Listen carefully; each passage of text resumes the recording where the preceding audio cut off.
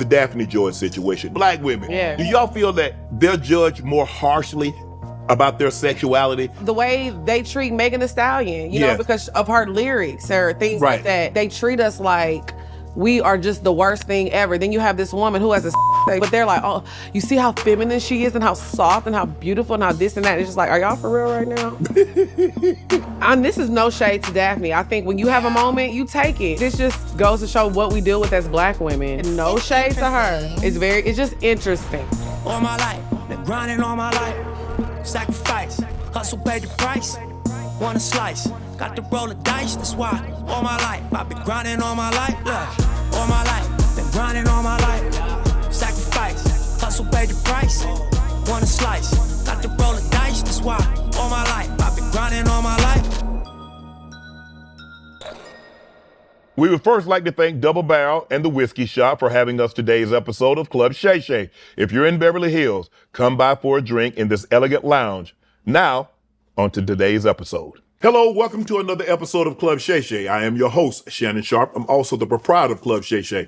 Stopping by for conversation and a drink today are two of culture's most recognizable and influential women in the podcast space. They've carved out their own lane in the entertainment industry. They're nationally recognized as viral hosts, highly popular content creators, social media superstars, bold media personalities, dynamic entrepreneurs, prominent authors, and have a loyal fan base selling out live shows all around the globe. They were recognized by Ebony as top content creators redefining the media space, all the way from HTX to ATL. Let's put some hands together for Pour Our Minds podcast. Johnny Club Shay!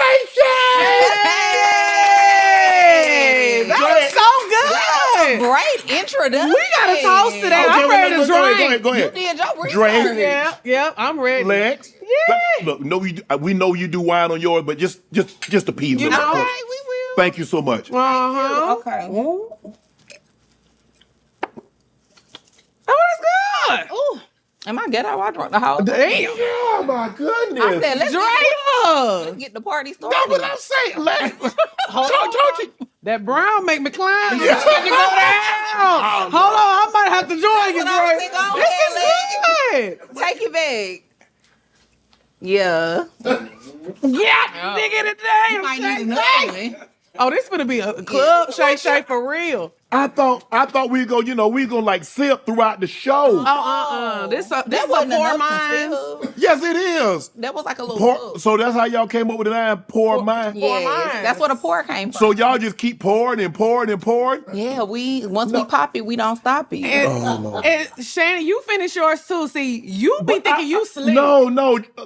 You gonna pour it what up. I was gonna do? I was gonna sip. Okay, we gonna sip this. We gonna sip this one. Yeah, sip. Okay. Oh my goodness. We had to get comfortable. I see. We not used to sipping. We take shots. Yeah, we do. You know what? That's a great place to start. Okay. You guys met as you in a bar in a adult entertainment establishment. Yes. The booty club. Yes. Who's the bartender first? She was. She was. Uh-huh. You taught her how to be a bartender. I did. Okay, so She took me under her wing. I had to. I mean, as beautiful was she as she is, terrible at making drinks? Oh, That just was awesome. please order a Crown and Coke only from this beautiful young lady. That's all she got in her. That's it. A cranberry and vodka too. Yeah, but you know, it was so crazy because we had a customer come in and he was ordering all these crazy drinks like a Manhattan. Yeah, okay. We at the strip club. Come on, bro. What you doing? Just get you a shot. Trying to Coke, Jackie Coke, He was being ruining the difficult. vibe. gin and juice, vodka, cranberry. Yeah, so he was like ordering like blue MFs, Tokyo teas, and like Drea would just come up to me. She's like, hey, we didn't really know each other. She was like, hey, can you make this for me? And I'm making them. Now, you know I got a heavy hand. Oh my God. Them tips, he was tipping like $100 per drink because he What? thought she was making them. Okay. Yeah. Oh, we ran it up on that nigga that night. Sorry. Yeah, you go ahead. Go Oh, ahead. yeah. We ran it up on his Right, ass. okay. Yes, I was going to put all that money in my locker and we busted down at the end of the night. Yeah. Wow. And that was the beauty and the beginning of our friendship. So that was the very beginning, because like you said, she came in, a new bartender, you had already been established. Yeah. You guys meet there. So did you know, like, okay, so how was it at the beginning? Did you guys like talk, say anything to each other? It was just that night. Yeah, pretty much, because we had been working at that club for like maybe 3-4 months. And we would speak to each other in passing, but we had never really had a conversation yet. Yeah. And then that night we were working behind the bar together, and I walked up to her and I was like, girl, you got to help me make these drinks. And then after that, we became really, really close, and we just started talking every day at work. Right. Then she ended up getting promoted to manager, and then I was like, cool, I could be late all the time. I know how to work. I had on my name tag, Shannon. Yeah. And I was on time. Manager. Yes. And I was whipping that except on her. Except on me. She used to let me be late. I As long as I But was that's gonna stopping cause. But you know that causes dissension when you show favoritism. Hey. I don't think they and I don't think they noticed. She would be like, it's okay, long as you give me some Popeyes too. Uh-huh. Oh, Because I'd be stopping and getting food and stuff. So yeah, you know. So help me understand this. What are some of the keys to becoming successful, a really good bartender? You know what's crazy? You really have to have the gift of gab. Okay. Yeah. Like, if you really can't talk to people, it's not a job that you can just sit behind the bar and make a drink. Like, you have to be friendly. Yes. Like, the bar is a fun time, and a lot of times people come along. Yes. Especially in a strip club. Yeah, you're definitely coming along. And a lot of times they was coming on their lunch break. You waited at home. Yeah. You trying to get an eye full on your lunch break? Yes. Day shift? I have heard of the day shift. Yeah, you know, that's a big thing, especially. But in I Atlanta. didn't know guys actually had jobs at the day shift. I thought they were just coming in. Oh, they was in their their lunch suits. break. Yeah. And then they go right back to work. Wow. Smelling They got like an eye booty full. and Hennessy. Yeah. And a little lemon pepper wing. Yep. Uh-huh. So in other words, to be a great bartender, you have to have a gift of gab. You Yeah. have to be a people person. Yeah. You have to seem like you're sincerely concerned about what's going on in their life. So what do you do? How long you been in that job? Are you married? You got kids? Where you from? How are your parents? You got siblings? You asking all that. Don't really care. Just, hey bro, empty But the wallet. yes, you gotta ask. And I just feel like it's also about just being customer service Yes, oriented, okay. too. Like, the service has to be on point as well, because if you're not doing a good job with the service, you're not gonna get a tip. But Correct. then sometimes you won't get a tip anyway. Right. Because people be People be a cheap. little cheap. And you also got to multitask too. Okay. See, we was at the strip club, so a lot of girls back there, because this was during the time where they started hiring bartenders because they was fine, Right. not because they could make drinks. Right. It was like me and one other girl who knew how to make drinks. So you really got to know how to multitask. Correct. Yeah. I'm shaking ass, pouring drinks, and Hold on, you were serving twerking weed. that part? Yeah. Oh my goodness. I'm entertaining. You gotta be Rich talented. dude. You gotta be talented. They don't play. I see. So like, that's how I got hired. You Right. know, I could do a little one too. I could pour a drink. Right, okay. As bartenders, you hear the stories of how much these women are making. Yeah. Did you ever get enticed to say, well, damn, I'm making good money as a bartender, but I see these ladies, they making $2,000, $3,000, $4,000 a night. I'm making $300-$400 a night. Yeah. I mean, when I was younger, I definitely thought about dancing before, because I was cool with a lot of dancers. Yeah. But I just knew my parents was going to be so upset with me. So I just never ended up Yeah. doing it. And they trusted me when I started working at the strip club. Yeah. I was like 19 and I was still kind of living in a house. Okay, yeah. So they trusted that I was going to work and Right. bartending. Right. And I just didn't want to break that trust. Good job.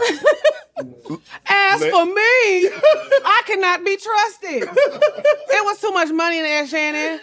I drove, because I was in Houston. Right. I packed up my little Honda Civic. I Yeah. drove to Dallas, and I shook my ass all weekend. She did. And I had a grand So old time. you a bartender during the week, and then you shaking booty on the weekend. Well, no, it was one night only. It was a one night only special. Damn.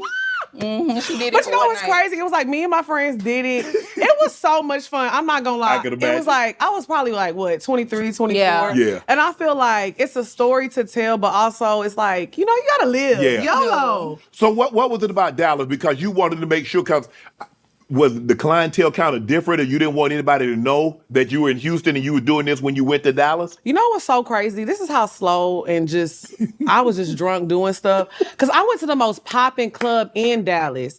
Mind you, Crazy. before I even got back to Houston, they was like, oh, did you have a good weekend? Everybody knew. Damn. Everybody knew. And then at this club in Dallas, the girls, you would have to take pictures. Right.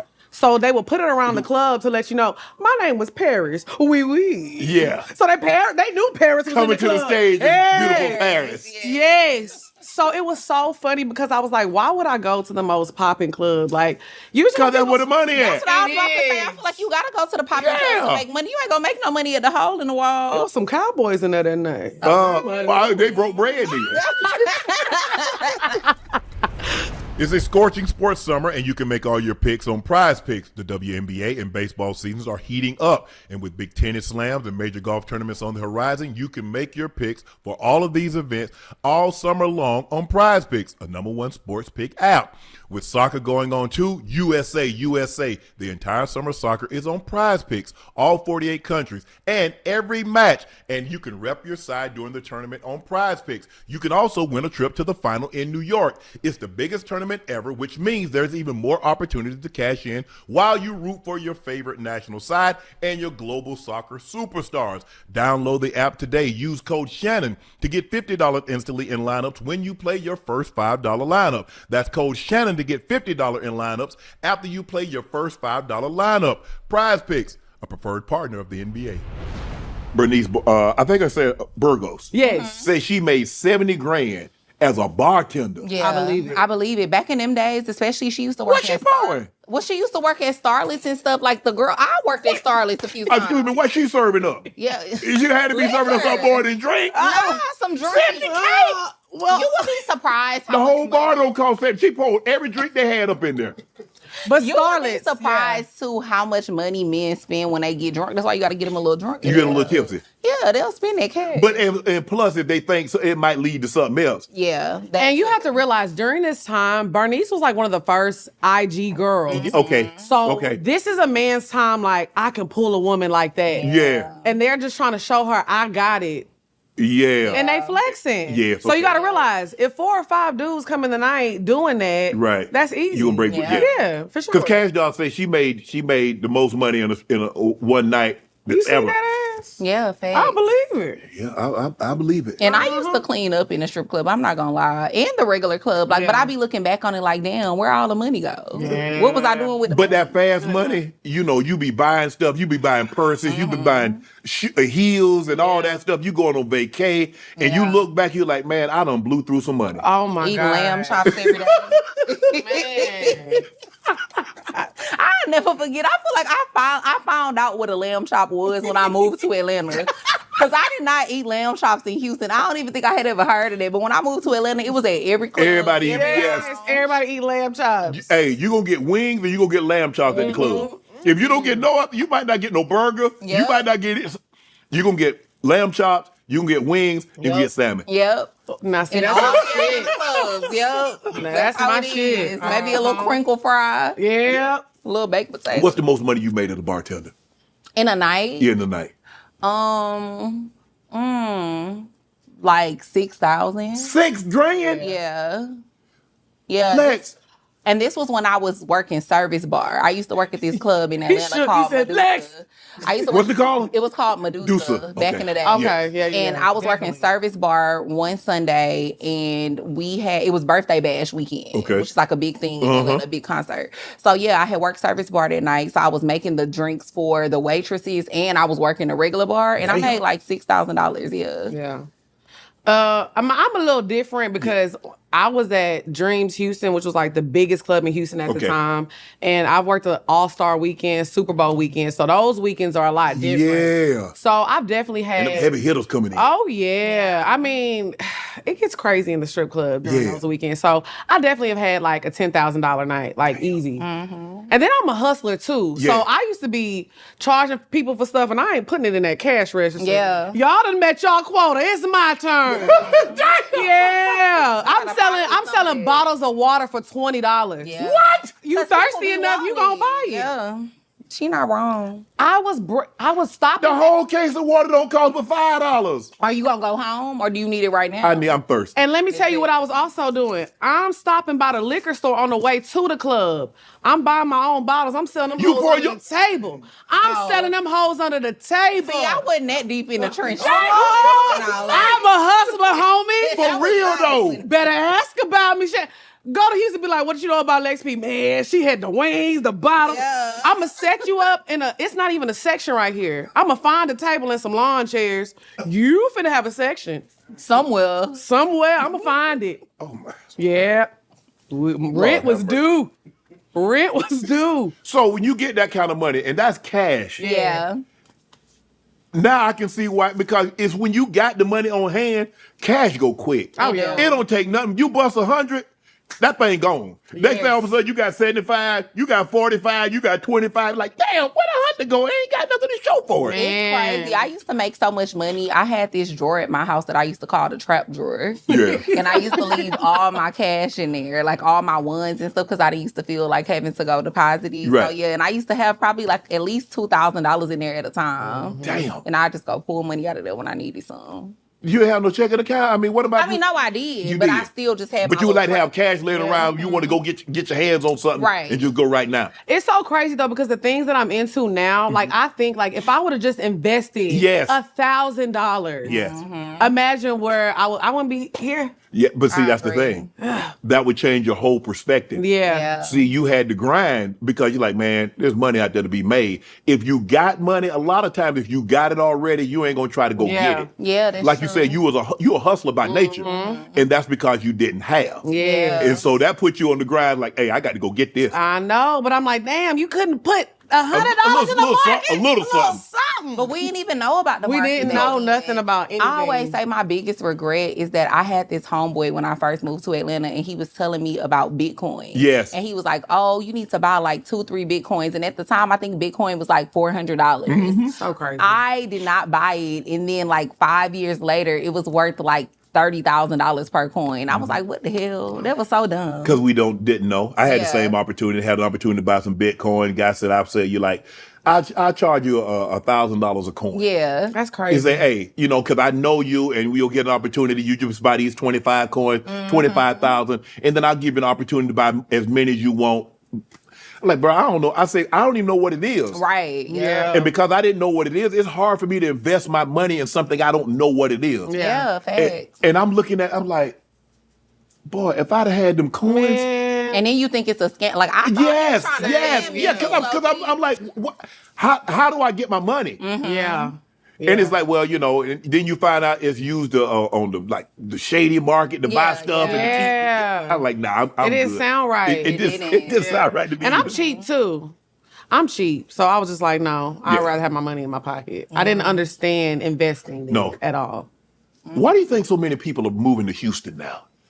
Because I think that it was one of those like best kept secrets. It ain't secret no more. It ain't a secret no more, but Hell no. you could get a lot for your money. Like you could buy land out there for Yeah. cheap. You could buy homes for cheap. And these are like nice, Yes, great homes. Not absolutely. even like builder grade. Like these are nice Yes. homes. You could buy nice homes for cheap. We don't have no state tax. There's no state income tax. Absolutely. We don't have state income tax. The women are gorgeous. For real. Beautiful, bodied up, Body. And they can cook. and they could cook.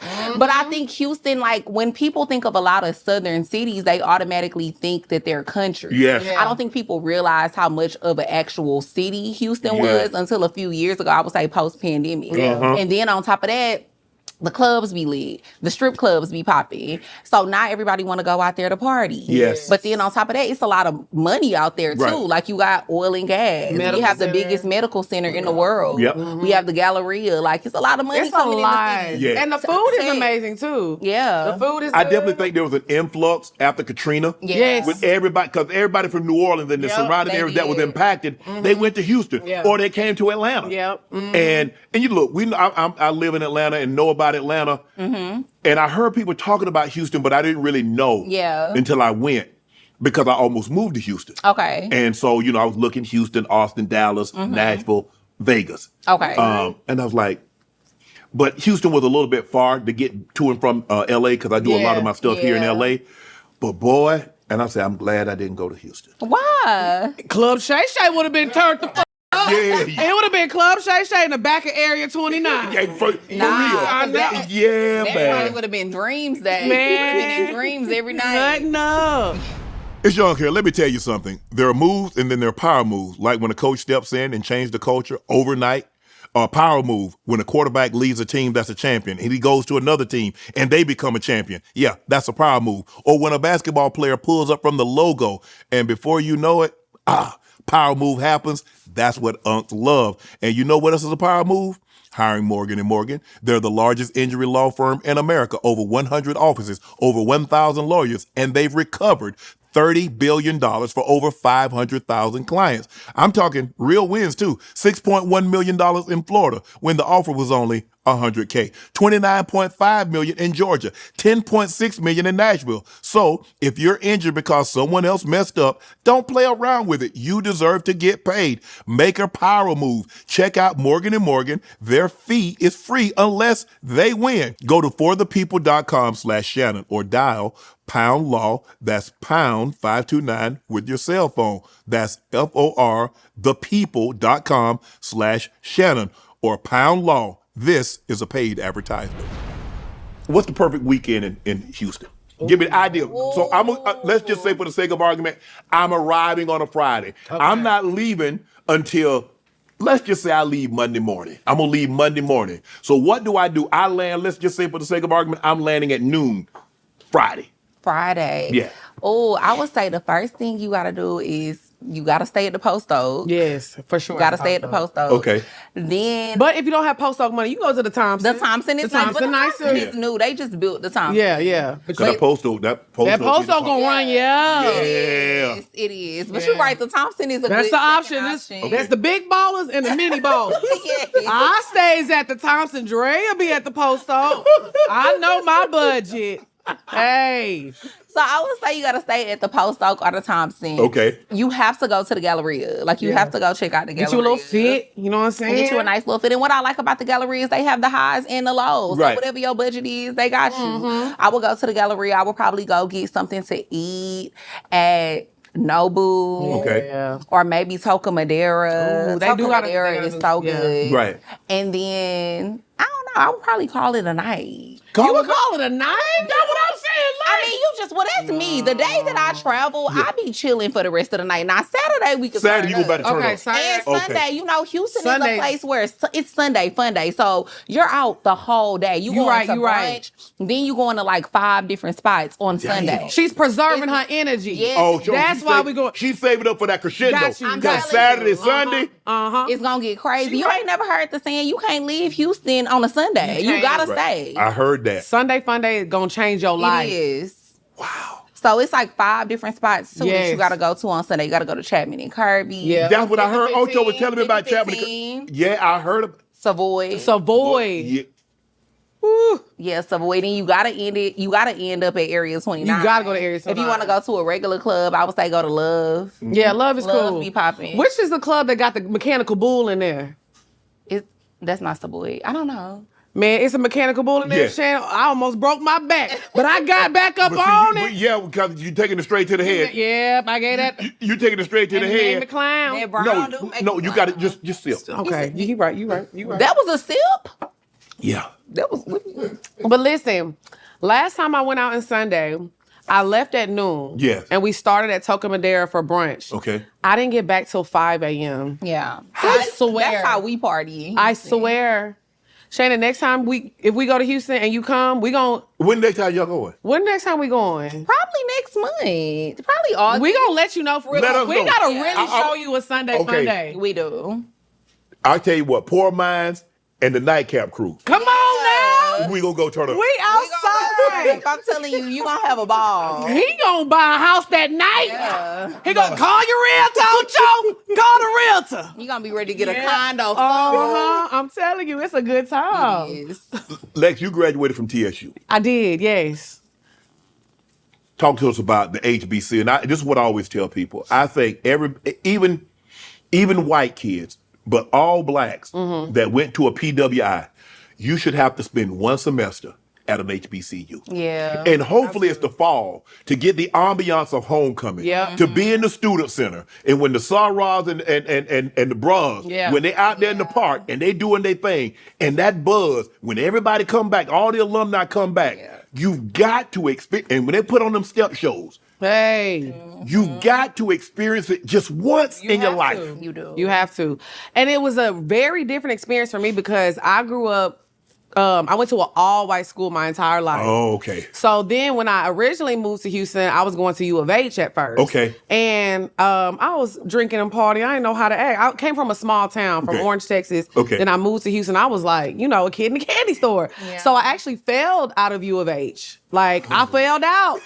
Man, when I tell you I was driving to Austin, I'm going to the UT games. The niggas was outside. Hey, I was having a ball, but it redirected me, so I had to go to TSU. Right. And it's just crazy how life works out. That was the best thing I could have ever done for myself, my life, my career, everything. Yeah. Like, I finally felt like I belonged somewhere. I was like immersed in the culture. That's when I started really getting into like my journalism stuff. Okay. And it was just like, I had a teacher there. She was just like, this is what you need to do. I don't know what you think that you want to do, but Right. this is what you need to do. So it was the first time I really had like teachers that cared. Care. Yes, That's what I they were tell like, you know people. what? You may be wild and crazy, but you're actually very intelligent, Yes. and you can make it work. So, HBCU, I'm always root and tell the people to go there. What did you originally go to school for? So at first I did go. I've always been to school for communication. Okay. So that's what I started doing. Gossiping. Oh, I love a You good. know, they call it mass communicating. Yeah, I be mass communicating. That's what they call it. But I was doing hard news at first. Oh, really? Yes, I'm reporting like, good evening, TSU. You know, I'm really doing it. Right. But it was so depressing. Yeah. People houses burning down. Yeah. Oh, I said, enough is enough. Where is the tea at? So when I started kind of doing like social media, it was cool, but it wasn't working out. So I was finna go back and go to dental school. Niggas need teeth. And I was trying They going to Columbia. You going to Columbia? No, look, my That's teeth. where I went. My teeth are the last real thing on my body, Shannon. This the last real thing I got. So you kept. So them yours? I'm natural. They nice. They are nice. You had braces? I had braces. I can did. tell. I Yeah, had so you had a little. braces. Your mom had a little money. She had a little something. Yeah, okay, something, you know? nah, yeah. We wasn't broke now. Nah, both black people. They had no braces. Yeah, I had braces, a retainer, all the good things going Yeah, on. we had But the this is silver my real teeth. teeth. Y'all I didn't remember- have no silver I teeth never now. had silver teeth either. And I had braces. Now see how he do? Nah, I got a grill now, but I ain't Yeah. had no silver teeth. With that Drake song, TSU song about you? No. Now see how you messy. Somebody told me to ask you that. No, you They know told me to ask you who that. told you that? A Ain't friend of nobody mine. tell you A that. friend of mine. I have never met that nice young man. You ain't never. I've never. Well, you know what? He came in the strip club that we worked at one time. And you ain't fix him a drink. Never. You ain't say, It hey- was so far, and You I ain't- was working. I'm drinking and twerking. Yeah, but I'm saying. See, but people- you ain't pour. You ain't. No. He said you ain't do that little Look, Shannon, that was before my BBL. I ain't had nothing to shake then. He came too early. Yeah, he catch you to caught you not. No, you know what?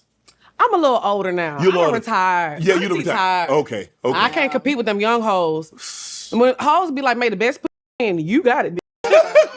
you can have it. We are not. Because Houston got him. Houston, telling I mean, you. Houston got. I used to think Atlanta had whip, and I've been in Atlanta. I lived in Atlanta 34 years. Yeah. Yeah.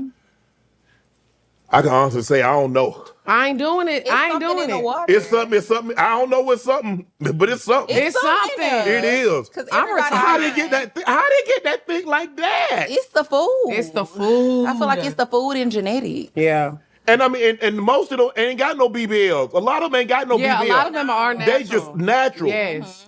I mean, they might have some, they might probably got have about some 450, 500 cc's. But other than that, Everything else. They- Yep. I'm mad that you know the measurement. I'm just saying, what You you done know, seen you some need CCs. Yeah, you been around the block. yeah, like, what's you know, going about on. 450, get you a little medium size, but 5, it all depends on how tall you are. You ever bought a woman That's some crazy. I haven't. You haven't? I haven't. Why See, not? you're not living right. You need a good weekend where you just turn it up. Yeah. And go. And buy some. Yeah, How much buy they some- cost? They might probably right now it'll run you about 8K. Yeah. They 8K? done gone down. They done gone down. They done gone When down. I got mine, they was like 45, 5,000. But but you, what if I'm fattening a frog for another snake to eat? What? Well, I think that once you spend it, you shouldn't worry about it because it's a gift. And it's a good time, and you don't know what you're going to get in return. I'm going to get something in return, but if we break up and then somebody else fondle them. Yeah, that's the risk you take. No, see, you worried about. I'm worried about the wrong thing. You worried about the wrong thing. Okay, It's I'm in the I'm going about it all backwards. You going about it back. To live in the moment, Shannon. That's about falling in love. I fall in love 6 times a year. It's a ball. You fall in love, and you be like, is this a is time. my husband, this is my woman, and y'all just live in bliss for 48 hours. But you do realize two smart people can't fall in love. I agree. One of them have to be an idiot. You got to be an idiot to fall in love. That's me. I agree. I'm ready. But what's your logic behind saying that? What that? That you said like two smart people. Two smart people, yeah. Because you understand what comes along with love. Love hurts. It does. Yeah, it's a risk. Love is the only thing that will kill you, but to keep you alive to feel the pain. Yeah.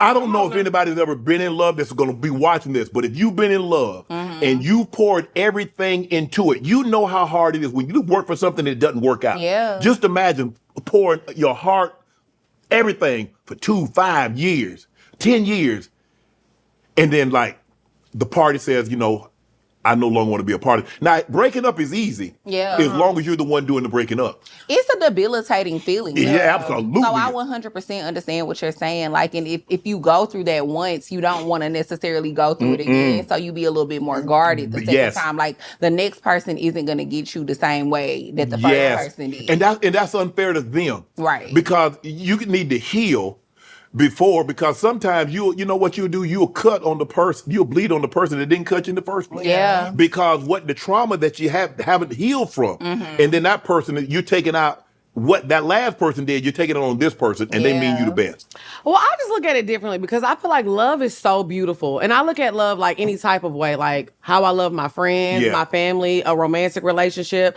So I feel like, yes, the pain of like a breakup or losing somebody does hurt, but it doesn't trump the feeling of being in love. Okay. It doesn't, because no matter what, when you love somebody, you're going to experience loss. We all got to pass away one day. Yes, true. You know what I'm saying? So I'm not going to not love because I have a fear of you dying or I have a fear of you leaving. Life happens. Shit happens. Right. Yeah. I'm not going to stop loving. Loving feels good. I love to love people. You love to love. I love it. Yeah. And like I said, not always romantically, but I love loving on my friends. I love being surrounded by love. It's just a good feeling. Yeah.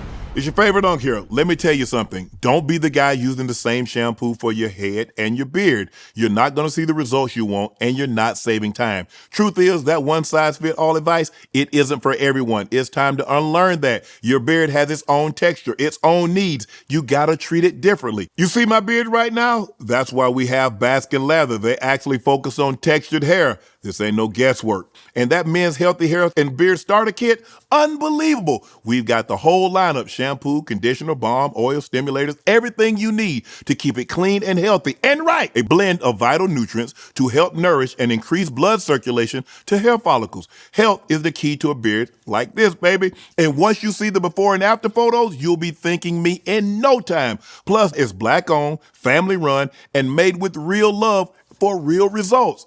You've got to respect that. So stop using everything for everything and get what actually works for you. Explore viral bestsellers and products, healthier hair, all types, Baskin Leather. Go to BaskinLeatherCo.com to use code ShayShay and get 20% off. That's 20% off BaskinLeatherCo.com, code ShayShay. Somehow you guys decided to leave HTX and head to ATL. Yeah. How did you guys come to that? Because you talk about Houston and how much you guys love being in Houston and all the bang for your buck that you get, all the people that look like you that's outside having a great time. And you say, you know what? I think in order for us to get to kind of where we really want to be, we're probably going to have to leave here. Yeah. So I ended up moving to Atlanta first. Okay. I was living there for a year before Lex. So I had graduated from college and then I moved back to Houston. And I just always knew I didn't want to stay in Houston for that long when I moved back. So I was just trying to figure out where it was that I wanted to move to. At first I thought it was New York. Then I started dating this guy. He lived in Atlanta, and he was like convincing me to move to Atlanta. Okay. I went to visit him a few times, and he was like, yeah, you need to move out here. I'll help you with the transition, whatever. So I ended up meeting this girl who was a dancer. We became friends. We were friends for like 6 months. We moved to Atlanta together. Didn't really know each other. Obviously, it didn't work out. Broke our lease. Me and Lex were still friends. And I was like, girl, you need to move to Atlanta. Mm-hmm. And so she ended up moving there maybe like, 3-4 months after me and the girl broke our lease. Mm-hmm. Lex ended up moving there. We would always be outside. People would be like, y'all are so crazy and so funny. Y'all need to start a YouTube channel. And we started a YouTube channel. You know what? guys will never do no ish like women. Yeah. Two guys, they just go all of a sudden just meet up and say, hey, bro, let's go relocate to Cali. Let's go relocate to this. Yeah. That's a woman thing. Yeah, fact. But why not? Hell no. Yeah. But why not? You Why- need community. Yeah. I mean, you do. And I don't understand, like, if you're going to try to do something like that, why not go with your homeboy? That wasn't your homegirl. You had known that girl 6 months. Well, at that time, Shannon, I thought That's my point. that she was my homeboy. Yeah, if I got a homeboy I've known 15, 20 years, baby, we grew up together. Yeah. Okay, fine. Yeah. But somebody I just met? Yeah. Nah, hell no. I mean, it was definitely a risky decision, but I always try to look back on it like, if it weren't for me meeting her Yes. and that situation happening, I would have probably never ended up really moving to Atlanta because Okay. I wasn't confident enough at the time to do it by myself. Right. I think we're more open to Yes. having community. Yeah. Yes. And so, again, we don't mind being burned because we're like, you know what? I'm going to still find Right. friends and I'm going to still, because that didn't scar Drea. Right. I made new friends. From making new friends. But men, it's like, y'all complain about not having community, but y'all be like, oh, I'm not doing that. But let me tell you what I think the biggest thing is. Two women can move together and nobody thinks anything. Yeah. Two guys move together, they go together. Nobody disagree, thinks though, that. because in college, all of the guys had roommates and we didn't think they was gay. Just 'cause What you they mean? had They on the roommates. football team. They on the basketball team. I love going to them dorm rooms. Yeah, right. My bad, Like, wrong topic. All right, But my mind didn't even think like that. Like, I think that's something that came later on Right. in life. Now, once you get to a certain point, I'm not gonna lie. Like, if you 35 and you and your homeboy live together, that's not your homeboy. Yeah.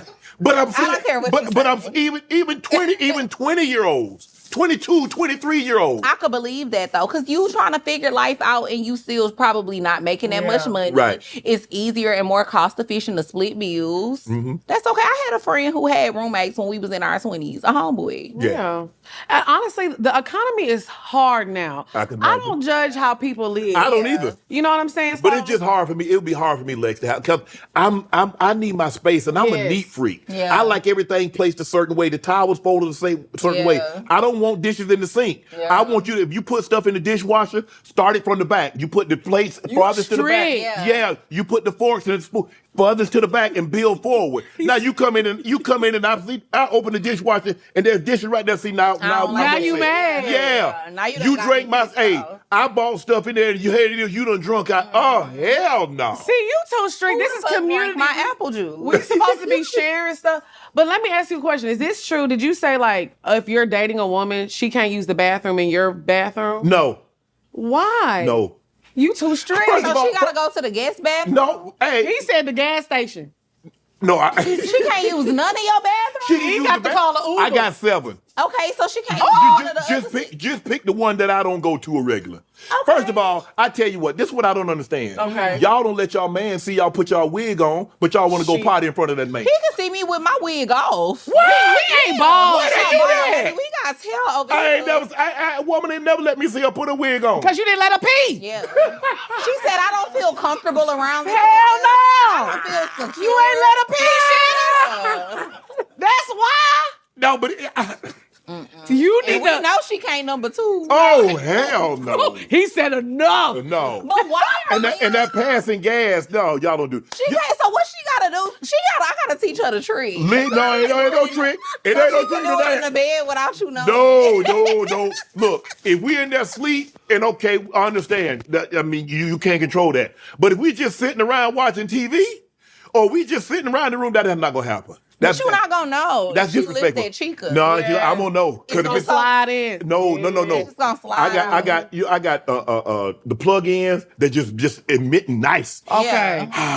teak wood mahogany. Okay. Bath and Body Works. And all of a sudden, it ain't teak wood and mahogany. It felt like collard greens and mac and cheese. You got to get up out of here. Shannon, you. But why are men so weird about that? Like, we're humans too, just Yeah. like y'all burp and pass gas and You won't boo-boo. find one that's ever told I've never done that in front of a woman. Really? Nope. So where do you do it? You tell her to leave out the room? Hey, He I go excused up. Excuse me, absolutely. Okay. One of his 7 bathrooms, bitch. You heard him. I I got 7, ho. Pick one. Not this one. No, but look, I grew up with my grandmother. I grew up with my grandmother, and I don't walk around my house without a shirt on. Okay. I don't walk around naked because I grew up around women. You know, it was my grandmother, my aunts, my sister, and so once we got to like 8 or 9, we had to be dressed. Right. And so that went through all my life, and so I don't walk around. You're not gonna find somebody that said, "Well, I dated him, and he would walk around the house not naked." Hey, don't come in here. I close the door. You try to come in the bathroom, and if I'm showering, no, Okay. You strict as He fuck. is strict. So how is dating for you now? Because where do you live? Where do you live I'm now? in Vegas. You're in Vegas. So Okay. how is dating in Vegas? There ain't no dating in Vegas. That's what I figured. No, That's what I was It's thinking. just- you go to Vegas for the taxes. Oh, okay. And you off the strip. something else, too. Hey, damn, I don't know what's nothing about that. I'm off the See, he strip. said you need to mind your business. I don't know nothing about that. He's sending you to the first floor bathroom. You talk too much. Nah, but I mean, who do that? But no, I think that's the thing. I think that's an age thing. Okay. I think women that kind of that's around my age, they're probably more apt to like, okay, I'm gonna be respectful. That's how my mom did it. That's how my grandmom did it. Women probably 40 and younger, they probably just it's gonna happen. Yeah. I mean, I don't know. I personally don't really be feeling comfortable passing gas. Thank you. And I'm not gonna lie. Yeah. I'm a little old school in that way. Yeah. It makes me uncomfortable. Yes. And then I have to get to a point where I feel extremely comfortable to like use the bathroom at your house. And it's only been one time that's happened Yeah. with one person that I've dated. When I said that on Poor Minds, they ripped me to shreds. About what? About not doing that in front of your man. Because I was like, let me, now, have I done it in front of a man before? And it was just like, oh, oops. You know, sometimes it happened a little, but I'm not just sitting there like. Farting. We're not about to have a fart off. I can't See, do that was thank you. Yeah. You know what I'm saying? I feel like I'm already loud. Yeah. I'm already a lot going on. Yeah, I can't. that'd be too much. They already think I play football. Shit. I can't be farting too. Yeah. I gotta pick my battles, Yeah, okay? Thank you. You know what I'm saying? You do gotta pick your I don't think that's asking too much. I think because I think everybody has something that like, okay, don't do that. Don't do this. Okay, fine. Yeah. Cool. I'm Yeah. good with that. But I don't understand why I got so much blowback from saying I don't want a woman to pass gas in front of me. I don't pass gas. I go to the bathroom, I turn the water on so you don't hear me pee. I agree. Okay. I feel like you should be able to hold it in. That's not asking too much. That's and not if you expecting. can't, maybe you need to go get your good check. Yeah, it's a lot of gut health issues. Yeah, you need to get a probiotic. Yeah. And that's A digestive enzyme. Yeah. And then you in Vegas, them hoes drink out there. They drink a lot. No, these George talking about they do. Hey, better get some They be apple cider fine. vinegar or something. No, then she really gonna be farting. All right, go. All right, well, don't do that. It's a cleanser. It's gonna clean you out. What do you think the biggest similarities and differences are between ATL and HTX? Oh, I would say the biggest similarities would be that they're both cities that I think Black people can really Can thrive. prosper. Yes, and Yes, prosper. I And it's agree. a lot of successful Black people in both cities. The strip club culture. Ooh. Yeah, strip clubs are like a big thing in Yeah. Houston. It's a big thing in Atlanta. Now, I will say, though, it was a little shocking for me the very first time I went to Atlanta and I saw that the girls get butt naked. Butt ball. In 'Cause Houston, in they don't do Houston, that. They don't get it. Hold on. I What mean, are we? what they do if the ballers is in the Oh, they okay. You gotta They have not enough supposed money. to. Yeah. Okay. Yeah, it's illegal. Oh, wait, hey, you know, once they start tipping and sipping down, Yay! you know, That you brown know, makes they a go, clown, yeah. and it goes down. Mhm. But yeah, Atlanta. But I will say the similarity for me, as far as like the strip club culture goes, Atlanta and Houston is the only places I've seen where thick women climb the poles. It's hard to climb the pole. Yeah. Usually that's like a skinny girl, yeah. a skinny girl sport. Yeah. The thick girls be climbing that pole. They do. Yeah. And so they know what to do in that aspect. But I will say I feel like Atlanta is a little bit ahead of Houston as far as like the industry. Entertainment Yeah. industry. Yeah. Like the things that I get done in Atlanta, like moving to Atlanta completely changed my life. You know, I feel like Houston kind of built me into the woman that I am. But as far as like the industry, I couldn't do nothing out there. It wasn't happening. Right. So Yeah. moving to Atlanta, they're way ahead. It's easy to find community out there. Like Yeah. everybody wants to help everybody in Atlanta. Yeah. I don't know. Differences. The only difference I could think of, maybe I'm a little biased. Houston has way better food. Way better food, way better real Okay. estate. It's a Because everybody be talking about Atlanta be overpriced. They be charging you like $500 for a lamb chop. Literally. Yes, Then you just paid $400 a part. Yes. Like the $350 to get in. I'm telling you, it's crazy. It's crazy. Yes. It's Hey, expensive. I'm ATL. Y'all stop overcharging folks. Yeah. Right. All right, you guys have gone viral several times talking about relation topics on your show. We're going to talk about a few. There was a guest that came on and said, if a guy's not making at least $50,000 a year.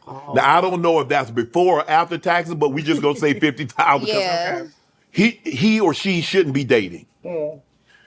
Man, y'all just told us that the time's hard. This economy tough.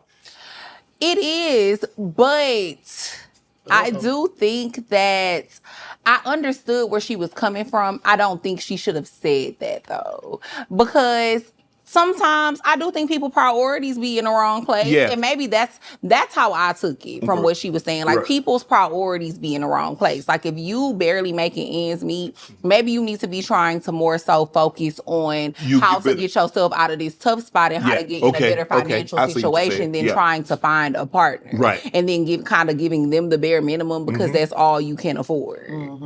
I agree. I see like both sides of it, but I do feel like the average person is making $50,000 or less. Right.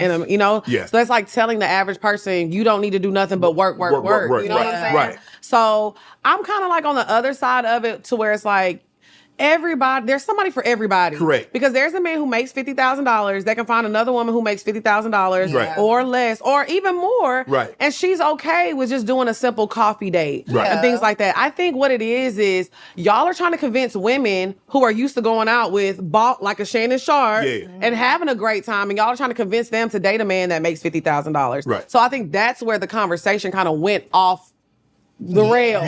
Yes. Because a lot of times they're trying to make us feel like we should be dating a certain type of man when that just hasn't been our story. Okay, but what about if she's not making $50,000? What entitles her to be able to date somebody making $5 million, $10 million, 15, 20, 30, 40 million?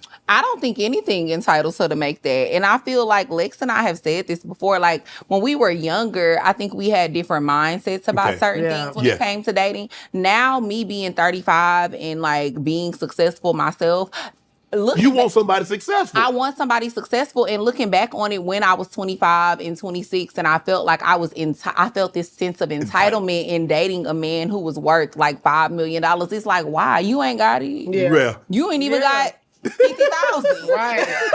But at the same time, Drea is a woman, and I was a woman at the time. We're not looking for men. Yeah. That's who was hitting on. They're coming to you. They were coming to us. Oh, So you don't say. So it did kind of become like a standard thing. You're like, okay. If these are the type of guys who's trying to approach me. You like scram. I can tell. Because You don't smell like money. It smell like money, Shannon. Because now this is what I'm kind of used to. Yeah. So, okay. And the thing is, once you get used to, and that's what I tell people, they tell me, man, you got to understand when she's used to having somebody say, hey, pack your bags, meet me at the airport, we going here. Yeah. We going there. They're buying this and that. Once you get like a taste of that, it's hard to go back and like.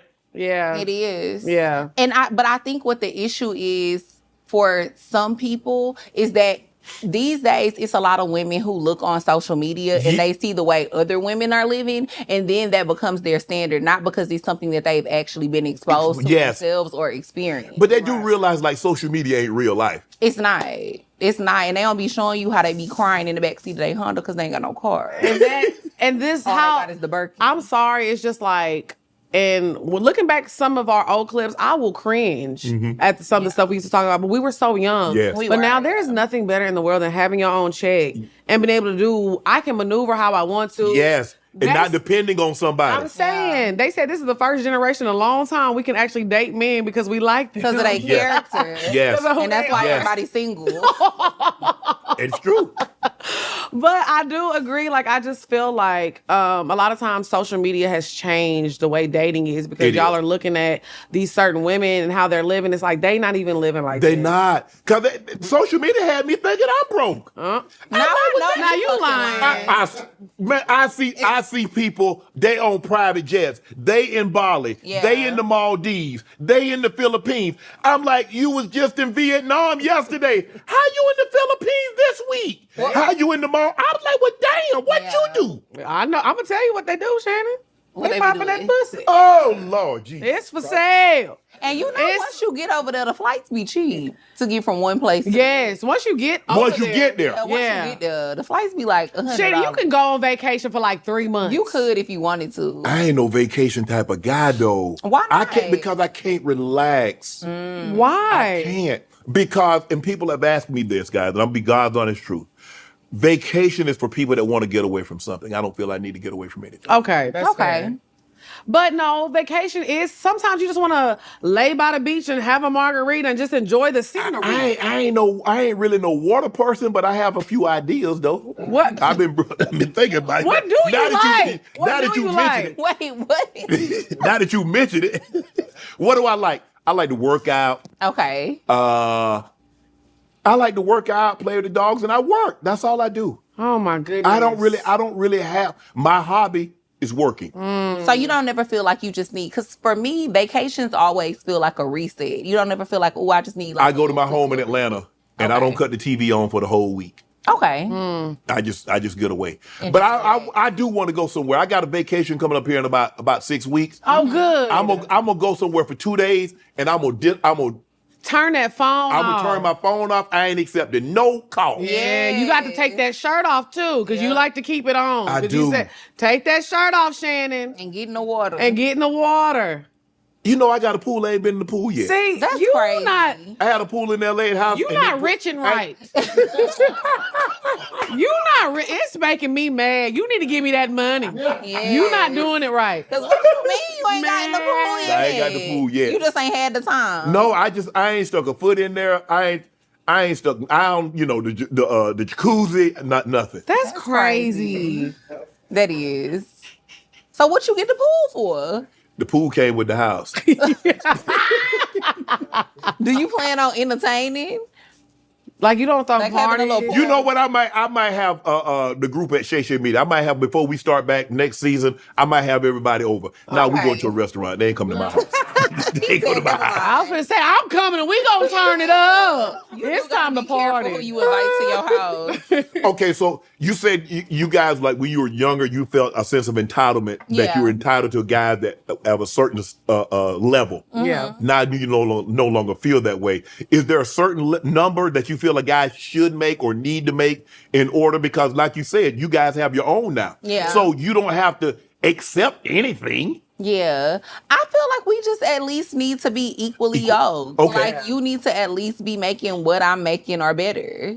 And Y'all making big money. That's we what I'm are. saying. You're right. And you're damn Yeah. right. That big bucks and no whammies. Yeah, facts. So I need a big daddy. God damn it. Yes, that's what I'm looking for.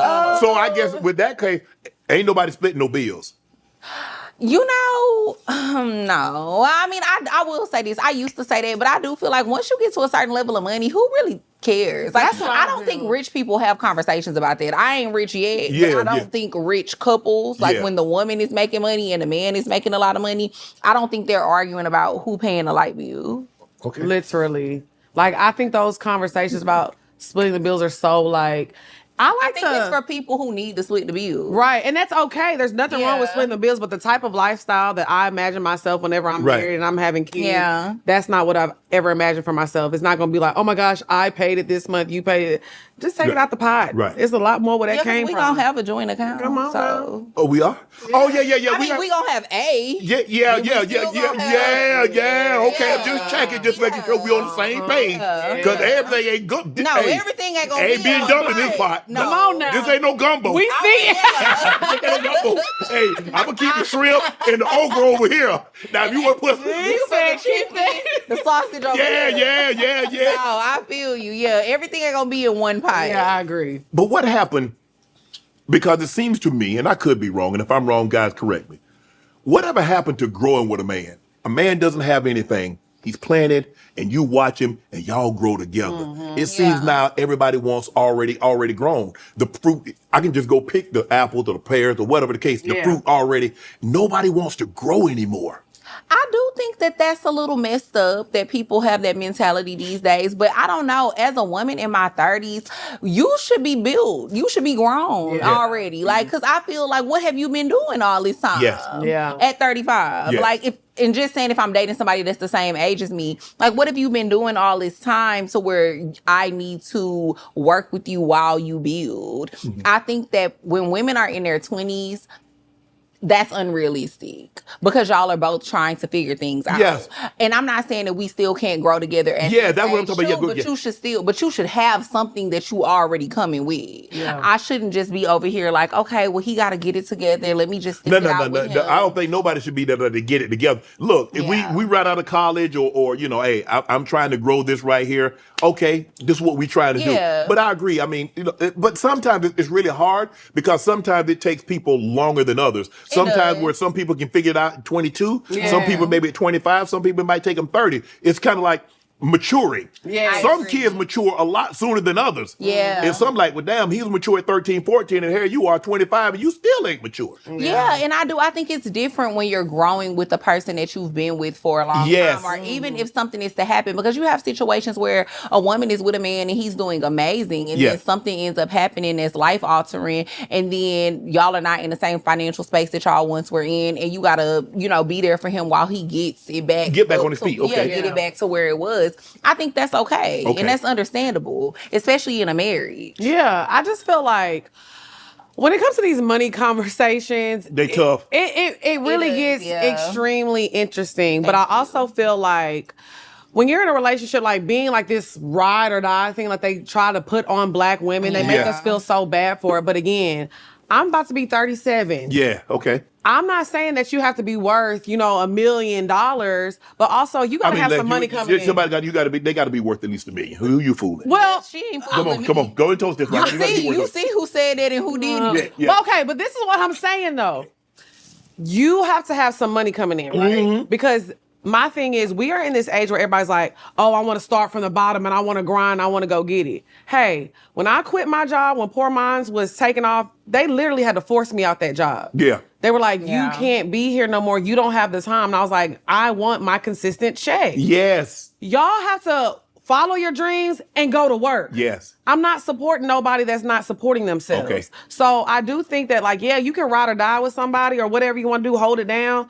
But y'all need to be making some money now. Yeah, but we need to be riding. Yeah. I ain't sitting around but die. I done died 4 times. Exactly. Why we gotta die? Yeah. Exactly. I died a lot in my 20s. Fuck you niggas. I ain't dying no more, Shay. I done had enough. When is the right time to move in with a man? I'll move in today. Yeah. God almighty. Hey, I got my. I'm not gonna lie. If you want to move me in, let's do it. And if it don't work out, I got my house I can go back to. I'm gonna rent that place. For real. Y'all for real. Y'all for real or play. I would still keep my own place, but like if I felt convicted enough and I really felt like this was my person, even if we just met like maybe a few months ago, if he asked me to move in, sure. But I'm gonna keep my place so that if it don't work out, are you going back to your I spot? got somewhere. I have a home. Yeah. So I'm keeping my home. I'm gonna rent it out, whatever. But let's move in. If it don't work out, I'm gotta live. You have to. That's why I say you're not rich and right. When you got money, you can do things like that. Let's move in. Why not? YOLO. And then I'll move my ass right back out if we. You got 7 bathrooms. Yes. I know you ain't using them. Can't nobody use them. Actually. Oh, you can use them. Y'all can use them. This is the master now for me. All the other ones. Have at it. You can have at it. Yeah, the guests got their own bathroom. Everybody, you know, this one got this one. This yeah. Everything is separate. Yeah. But I don't believe in timelines. Timelines, no, because timelines is what fuck people up. Okay. This is why a lot of women are in their 30s or a lot of men in their 30s feeling like they're behind. Yeah. Because people say, oh, you're supposed to, if you're with this man for this long and he hasn't married you yet, or if you've been at this job for this long, stop putting yourself on a timeline. Okay. If I meet a man today, if I go to happy hour and meet a man, he sweep me off my feet, I'm moving in. Yeah, and I agree. And I'll say this because my parents, they met, and then 6 months after they met, they moved in together, and they were married for 40 plus years. Damn. Up until my dad passed away. Yeah. Sorry to hear that. Thank you. Wow. But yeah, and they only knew each other for 6 months and took the chance, and it worked. You know, that's a great transition. Because you know the next question. What? How long we waiting? How long we waiting for To what? do to do. Oh, we grown.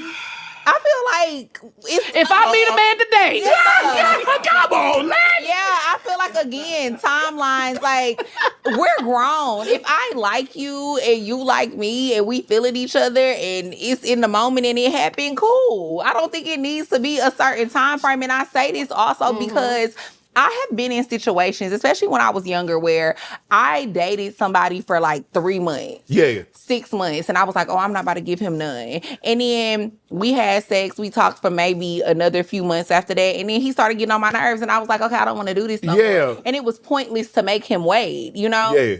Then I've had situations where I've dated somebody for a few weeks. And then it happened.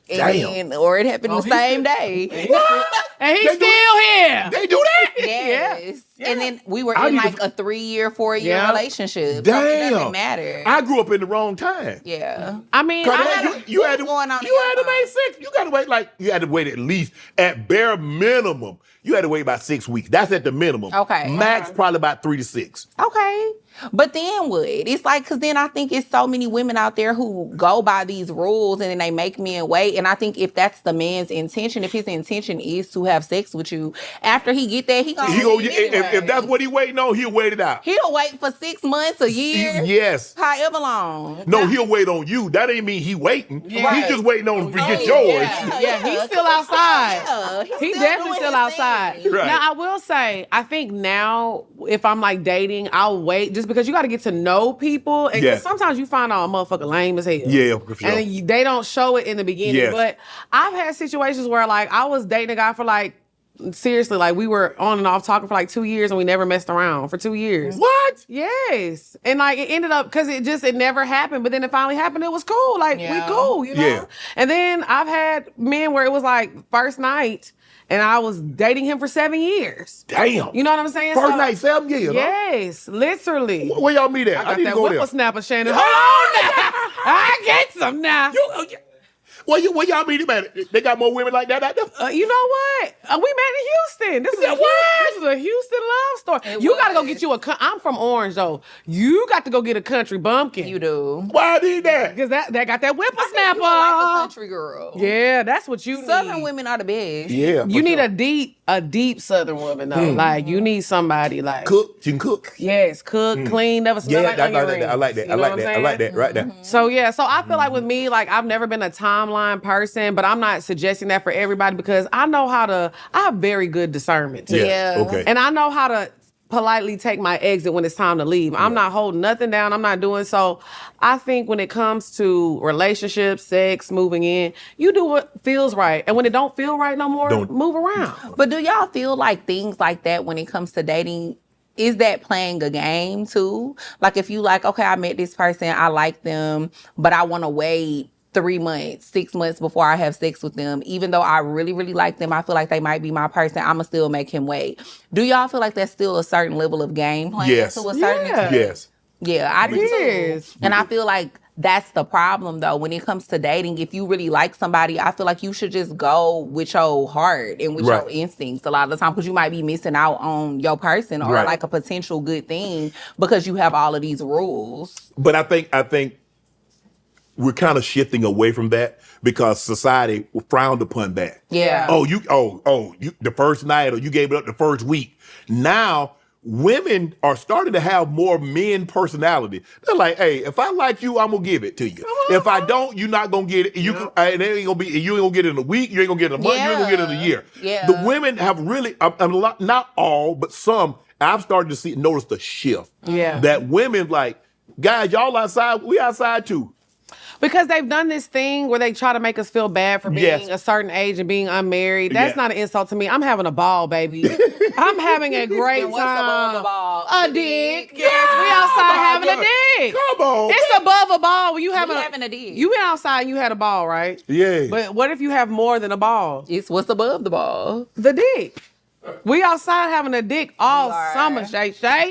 It's For the going rest of our up. lives, I'm telling you. So until like I get married, which I know it'll happen for me one day. I do want to be married.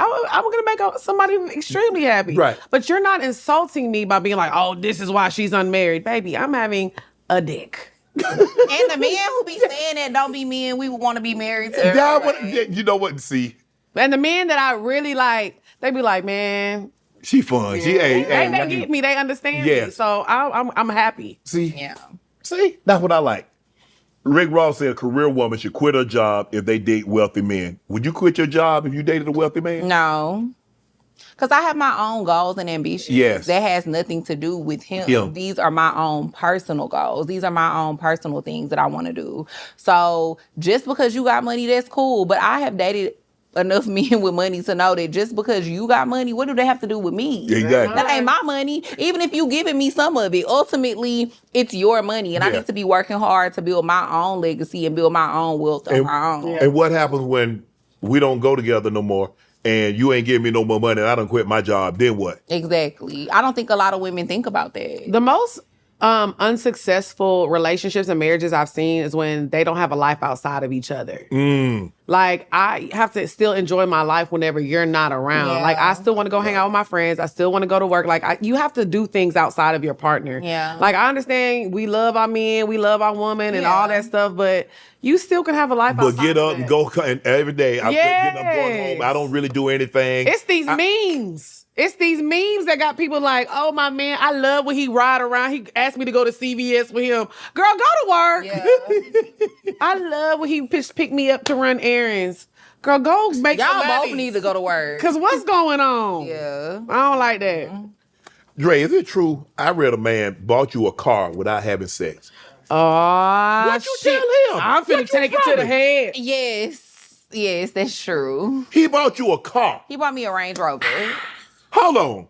I'm talking about like a Range Rover, 4.6, Yeah, a Range Rover. It was paid off. supercharged. Uh-huh. A real one, not no Lego. No, a real one that I could drive. I had it for a few years and then I traded it in and I got another one. And then I upgraded it and I got another one. Hold on.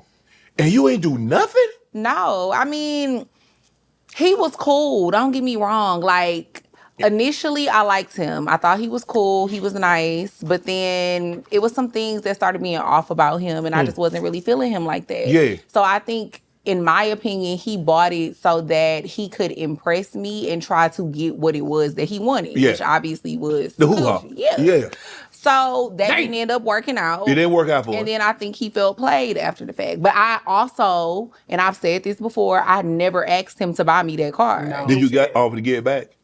I didn't do that either. You don't take gifts. We Yeah, don't give No, gifts. you don't take it back. You don't give back. No, because once you give it to me, it's mine. If you give me something, like if you buy me something and you give it to me and you tell me it's mine, now it belongs to me. Right. Why should I give it back to you just because we not communicating? Let's say nobody And bought it you was, no and it was 2 Range Rovers ago. She on her 3rd one. Yeah. Yeah. They ain't bought you no They car? ain't bought me no car yet. But you know what? You know why, though? Why? I feel like when I get things and I get gifts, I still got my putt-putt. I do not want a car note, Shannon. Everybody keep telling me to get a new car.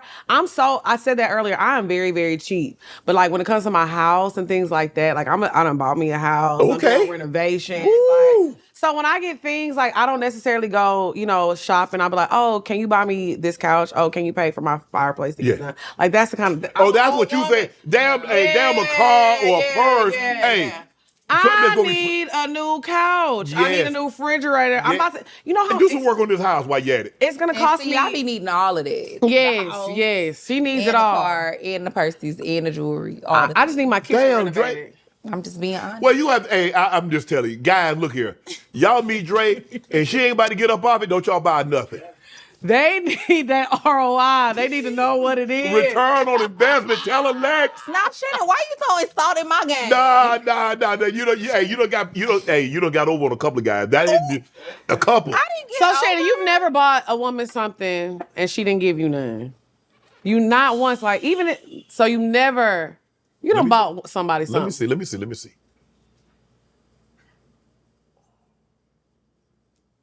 But you got to realize though, Lex. I mean, in order for me to buy you something, we got to be down the road. What's the most expensive thing you bought a woman? Oh Lord, have mercy. Yeah, we need to know what kind. We trying to help you. I'm a real gift giver. Okay. So I buy really, really nice stuff. Okay. So probably cheapest, probably like then, like when I ain't really have a whole lot of money, probably like $1,000. Now I got a little bread. Probably the cheapest thing, probably like $5 on up. Okay. That's not bad though. not bad. That's not because I mean I've gotten like a nice Chanel gift. bag Yeah. and I didn't like him. Yeah. But it was a nice gift, Yes. you know. So I think when you get things from people and you're not asking for it, you can't be mad at that. Right. If you don't get what you want in return. Right. Because a lot of times, like, she didn't ask for that car. Right. He was hitting me up like, I'm finna kill him with this one. I was like, you sure is. You gassing him up. Y'all in this together. Hey! Oh my goodness. And my other best friend, Lynn. Shout out to Lynn. He said, should I get her this? Hell yeah. Hey, boy, you get her that right there, you gonna be in there. Yeah, that's what I said. But you know what? I do agree with Lex. And you can tell us if you feel like we're wrong, but I don't think that that's getting over on somebody if they're offering to do something and you accept the gift. Right. But how long y'all been? How long had y'all been dating or seeing each other? Whatever. Maybe it's not dating. But how long had you guys been communicating? It had been like 2 months, maybe 3. And hold on. And you hadn't got off, so y'all done gone out to dinner. Yeah, we used to go out to eat all the time. Okay. Sometimes I would be And there. sometimes he would, like, it would be... Oh, yeah, the friend come. Let me get 3 lamb chops. Oh, yeah. Oh, the friend there. Dre, I ain't gonna lie. Friend come, you got to get up off it. Friend gotta come up. But you know what? I ain't finna feed on yo. I ain't And finna I feed eat a 5, 6 lot. people. I eat a lot. But I think he really just used to enjoy our company because we was such a good time. That man wanted something, you know it. And you held out on him. No, we were. Are you not having a good time? If you don't like somebody, should you have sex with them? If you don't like them, like if you have come to the conclusion, okay, we done hung out for these however many months, I don't really like you the way I thought I did at first. Yeah. Should I still have sex with you just because? Go ahead and tell him, say, bro, this ain't, But I did. You did? I blocked him. I stopped talking to him for a while, and then he started hitting my other best friend up, and he was like, "Man, I got her the card." And he pulled up. Yeah, that's when I said, you about to unblock him. I need a ride. Yeah. But I mean, sometimes. I'm a very honest person. Like, No, I will yeah, be honest yeah. with a man. But Dre, if I you don't should have like just him. gave something because you felt sorry for you. Like, bro, you done spent $100,000 Sympathy here. pussy is I don't crazy. never feel Yeah, you ain't sorry. got no sympathy. No. I don't never feel that sorry. No. God. Not no sympathy. I mean, back I in. have sex with men that I like. Like, I have to like you. I think that's the bare minimum. I need to like you. I mean, back in the day, to keep us from begging. I'm tired of your begging ass here. Damn, What? And y'all would take it? Damn, And you liked it? What? Man. don't give me no here damn dick. I don't want that shit. I don't want Hey, nothing. hey. No. Hey, you hungry? Your old lady puts over here. Here's your food. Oh. I'm hungry. You think I ain't gonna eat? Hell yeah, I'm gonna eat. You begging ass. All you do is beg. He said it don't matter. It's about the principle. Yeah. Give that coochie up. Give me what I'm owed. I mean, the man gave you a $100,000 vehicle, Lex. Now you know, Lex. I'm not gonna lie. In that situation, she wasn't wrong. But again, I don't care if it's a burger from McDonald's Yes. or a brand new house. If you didn't ask for it and you're not begging this, and he you're not wrong. presents it to me, you know how many times I'd have been shopping with a dude and I'm not even there, and he like, oh, let me go get you this. Let me. You still not getting none. I don't care. Oh, hold on. Yeah. So what? So in other words, you feel that he's buying. You guys feel that he's buying gifts, trying to get you to come off of what you have no intent on doing. I mean, maybe, Yes. maybe not. I mean- Sometimes I'll be like, What if he came up with? Okay, he got your Chanel, he got your YSL. Now he showed up with that Birkin, that 35. After the first two. After He the still first two. didn't get none. Oh, he definitely bought that Birkin to get some coochie. Yeah. And you ain't gonna feel sorry for him again, no? No. Oh Lord. I didn't ask for it. I'll tell you what. You know what? Since you didn't ask for it, give me the mother two back. You didn't ask for them either. Can I keep the Birkin on? Hell no. But no, I feel like it's deceitful when women get men to do things for them under false pretense. Yes. Like making them feel like, Yes. okay, well, if you do this for Yes. me, then I will Okay. give you some. Okay. I'm going to rock your world. I'm going to Yeah. do whatever. I'ma rock your I'ma rock world. your world. Word of Michael Jackson. Like, whatever it is, if you're telling a man that you're going to do something that you know you don't have no plans on do really it. doing, Right. then you're being Okay. a deceitful person. Right. But if he just offering to do it and you take it, I don't think Guys got it that's like wrong. guys got it like that. They can just offer it up like that. Yeah. They Yeah. do. They be giving it out in Atlanta. They do. And they're Oh like, my God. what? Yes. They do. That Chanel was a gift. He ain't get no Gucci. What? Hold up, Shay. Hold up, Let me see. Shay. Hold it up. He ain't get no. Hold up, both of them, Shay. Yeah. Damn. Two Were they homeboys? He is now. No, that was my man that bought that. Oh, your man. Oh, okay. But We he not got together something no though. more, though. He said, but he bought got it some. then. He did get some. That's who got some on the first night. Damn. See, and now what you think gonna happen when that guy that brought you the Range? He said, hold on, I bought you a whole Range Rover. This man bought you a purse. He got something the first night. I bought you a Range Rover and ain't ever. I mean, respectfully, he did a lot more than buy me a Chanel bag. But that's But you really his liked right there. him. And I also really liked him. Yeah. Yeah. Because there's no substitute for liking something. No, I feel like just like when people get married, like I don't want to get married if it's not the type of love that I'm enamored with. Right. And I feel like it's something that I will never experience again. And I feel like I can't breathe without you. I don't want to get married. Yeah. Do people want the ceremony or the thought of being married, or do they want the commitment that comes along with being married? A lot of people want them Instagram They pictures. do. I ain't gonna lie. They want that the wedding. Vera Wayne. Yeah. They want them pictures. Ooh, girl, you look so good. They want that wedding. King They and want them queen. TikToks, you know, but the commitment. I mean, I always say this, like, Drea's like my wife because we do business together. This is my best friend. And this is a marriage. We're married. Yeah. And it's hard. It is. But my love is so deep for her, you know, it makes it easier, Right. you know, to maneuver through that. Yeah. And I'm like, damn, could I really do this with a man? With a man. Like, That you, at least, y'all work together all day. Y'all work 10, 12, 14 hours, however long you work. You go to your house, she goes to her Yeah. house. Yeah. But as a man, y'all come together. see, Now, the person that you married a year ago, 5 years ago, that's not the person that's sleeping next to you now. Come on. Yeah. So as that person evolve, are you willing to evolve? You're not the person that I married. Absolutely not. Nobody's the exact same person they were 5 years ago. Yeah. that's why I need somebody mentally that's the same. I'm different I change so much because I'm learning, I'm Yeah. growing. You know, so I feel Oh, like he's gonna have to have an unbelievable personality. He's gonna have to be a really free spirit. Yes. Like, you're a free spirit. Yeah. And if he's not careful, what attracted him to you will start to wear on him. Oh, Yeah. that happens to me a lot. That be happening to me too.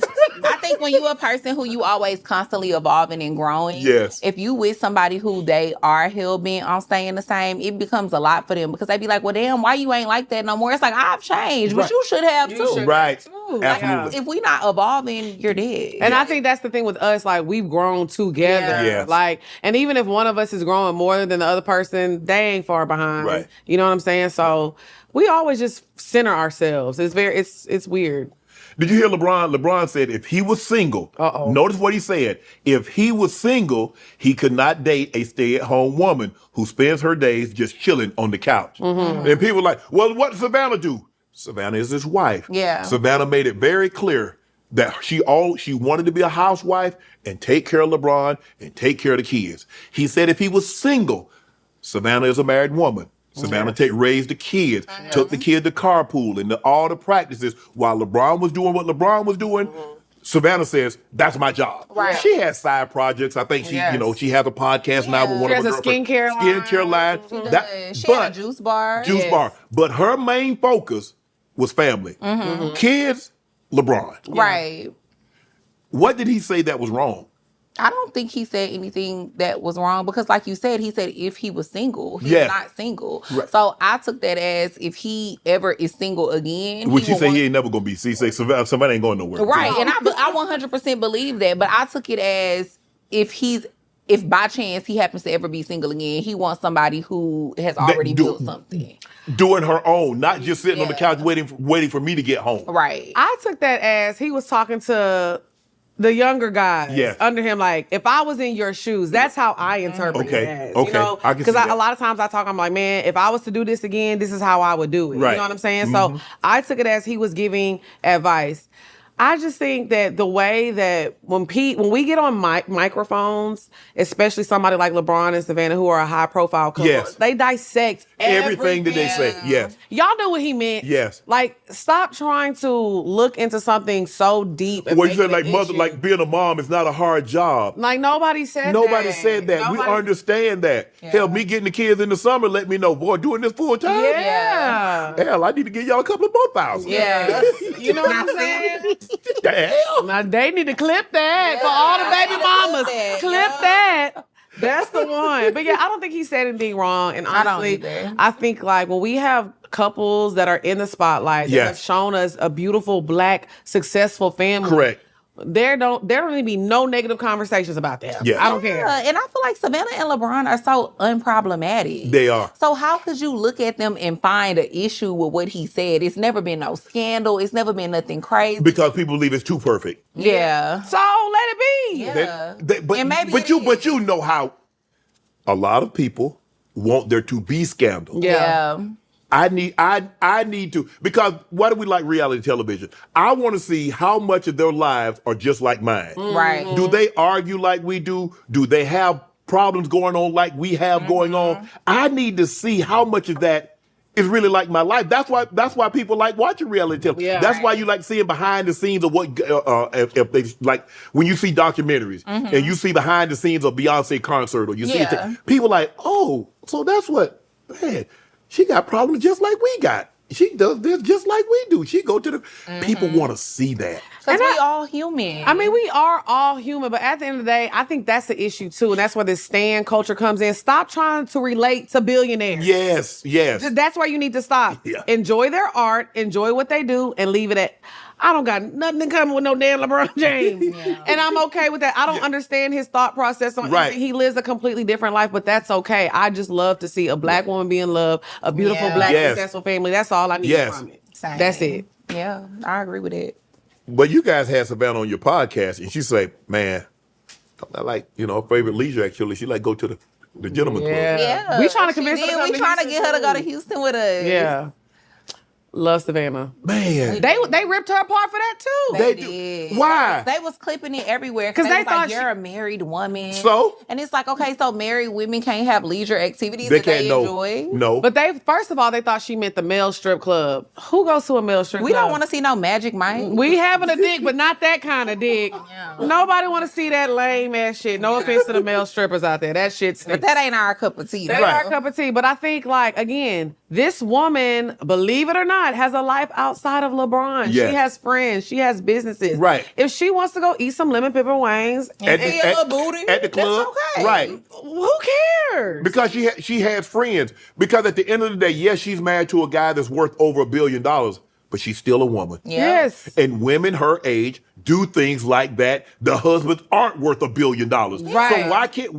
So why does her husband's worth take her outside of what normal women her age do? I'll But tell it's you. what Lex just said. It's because people tend to not look at people who are in a certain tax bracket or a certain level of celebrity. success. Yeah, they don't look at them as humans anymore. You're right. And that's these LeBron stands. Because they'll be like, I'll be at home rubbing that feet right now. Because The niggas. The niggas. Yeah. They feel like I will be at home rubbing him down with some hot shea butter oil. So they feel like she should be doing that 24/7. Yeah. So, because that's what they would do because they love LeBron. I don't think LeBron has a problem with the love and affection that Savannah has poured on him since they've been together. Yeah. And I don't think that's why he doesn't have. Yes. He doesn't have, If he doesn't have an a- issue, why do you? Yeah. That's what I never understood. If the person in the relationship, if he or she doesn't have an issue, who are you to have an issue with what they got going on? Yes. What about your household? Because people are weirdos, and in their households be fucked up They the do. whole time. And everybody wants to pretend like they got the perfect everything. Yes. And then be so judgmental. I don't care. Yeah. I have A lot of what you see on the internet, people saying is projection, though. Yeah. Yes. And I think once a lot of people realize that, you'll stop internalizing the things that you see people saying online about you, because a lot of it is just projection, because that's actually what's going on in their life. Yes. And they want it to be going on in yours. So, yeah. Would you go to the strip club with your significant other? Yes. I Yeah. have. All the time. Yeah, I love the strip club. It's a vibe. Cause why I'm from not? Houston. It's your That little girl, vibe. that girl is doing her job. Yeah, man. She ain't worried about you like that. Have a good time. Let her dance on you. Let's eat some wings. And the strip club DJ. And then you will go home. Then you will go home and put it on him, huh? It depends how drunk I am. Hold on If now. we too drunk, I'm We gonna go might- to sleep. We might have to wait till the morning. That's why I said these young hoes, the best pussy gonna win. This pussy gonna sleep. Sometimes you be too tired. I'm to tired. look at it. I'm Yeah, tired. You got to roll over. Are we partying? Maybe morning sex be cool. morning though, sex is a so- great time. That is. is. Yeah, for sure. We got to get that nap in real quick. But no, I don't see a problem with going because, again, these girls are doing their job. It's Right. fun. Like, let's, have fun and leave the club. Did y'all see the interview I did with Ha Davis I did. and about him and his wife, him and his girl? Yes. Y'all open to that kind of stuff? No. No, I mean, you were so quiet. You like, yeah, we saw it. Yeah. No. I need my man to me for me. I mean, you ain't no way you could watch your man do something. People, I'm sorry. I don't judge people who I don't either. are in swingers. Yeah. I don't like extremely horny people, Shannon. Like people that are too horny, y'all trying to go They to this scary. and go, y'all going to do all this, y'all got to swing from the ceiling. Because where did it stop? Exactly. You're insatiable. It's like you always gonna need something new. Yeah. Stop when he seen that man Dingo taking it down. That's when it That was stopped. broken. That was stopped him. Huh? He should have kept that story to himself. Yeah. He drank too much of that. He did. You don't. And I get it, because we a little tipsy too. But you know what? Yeah, I don't know. I might have had to been at Guantanamo Bay, waterboard me, to get that up out of me. I would have. And then, you got to take to the grave. I don't know why people be I comfortable already with told him. I said my casket gonna weigh like 1,000 pounds. Same. All them secrets I got, They coming. lower them in the ground. And then you seen afterwards he had to go on the internet and apologize. See, you messy. You messy. He's like, nah, that didn't happen. I didn't. Oh, it definitely happened. Oh, it happened. Oh, it happened. Oh, it happened. It happened. You just regret that you said it. But what did you think was gonna happen? Yeah. Ha wasn't laughing that day. They ain't no laughing. Was shit funny was that shit day. funny that day. Man, y'all wrong for that now. Man, how It good wasn't people. nothing No, to he is ha-ha about. he is a good person, but I think a lot of times, again, we are people that are extremely open, and I think everybody should be able to be sexually liberated and talk about their experience and things like that. But I do think it's a little different when you're in a relationship. I don't speak on Drea and her sex life. I don't speak on. It's probably off the chain. Drea be getting that. Drea be. I do. But I must say. Come on, Drea. Damn. What? for him to kind of tell his wife, story like that. Tell what you was doing. Talk about what you did. Well, clearly he didn't do what that other dude was doing. wasn't That's the problem. He wasn't hitting no shit. And see, that's what I think is the issue, though, when Yeah. you invite those type of things Yes. into your relationship, because it's like, what if this person ends up satisfying your partner more than you do? Yeah. Then you can't be mad because you invited it in. What he used to say, guard. He should have called the guard that day. You need to call that guard. But that's the problem. You don't invite that man in, and that man dropped that baby arm on the table. Yeah. Oh Lord, And then have you mercy. just got a baby leg. Yeah. A baby toe. Is that when you say, nah, bro, I was just playing. I'm just playing. No, Oh, that ain't finna. Man, shout out to Ha Davis, man. I can't believe y'all. Y'all did that man I'm wrong. just saying. Don't you have people be messy and they be like, y'all wrong for that, but they brought it up first. Damn. Shannon, you out of line. Let me ask you this. The Daphne Joy situation. Do you feel like women of black ain't no women of color? We by ourselves. Yeah. I ain't including nobody else. Ain't no women of color. Come on. It's black women. Yeah. Y'all fight y'all battle because y'all ain't fight with us and we ain't fight with y'all. So black women. Yeah. Do y'all feel that they're judged more harshly about their sexuality? Because there's been situations where other women have done similar things like this, been on camera. Yeah. And nobody looked at me for the worst. Yeah. Yeah, I mean, for sure. I think black women are always judged more harshly when it comes to anything that we do. A black woman who was in that situation wouldn't be on no press run right now, if I'm being honest. Because people wouldn't be inviting her on their shows. Exactly. They'll be like, oh, she's a slut. Yeah. I think this just goes to show what we deal with as Black women, you know. And this is no shade to Daphne. I think when you have a moment, you take it and Absolutely. you do what you want to. You know, she's on Cam Newton podcast. Yes. You know, Oh yeah, I can see she's she put out an ad. That's an ad. She's an attractive woman. That's an ad. I know an ad when I see one. I'm not mad at her. That's what you're supposed to do. But seeing the reaction of people, the way they treat her, even there ain't no tapes outside of me and Drea doing nothing. Right. But the way people act towards us just because we talk about our dating experiences. Yes.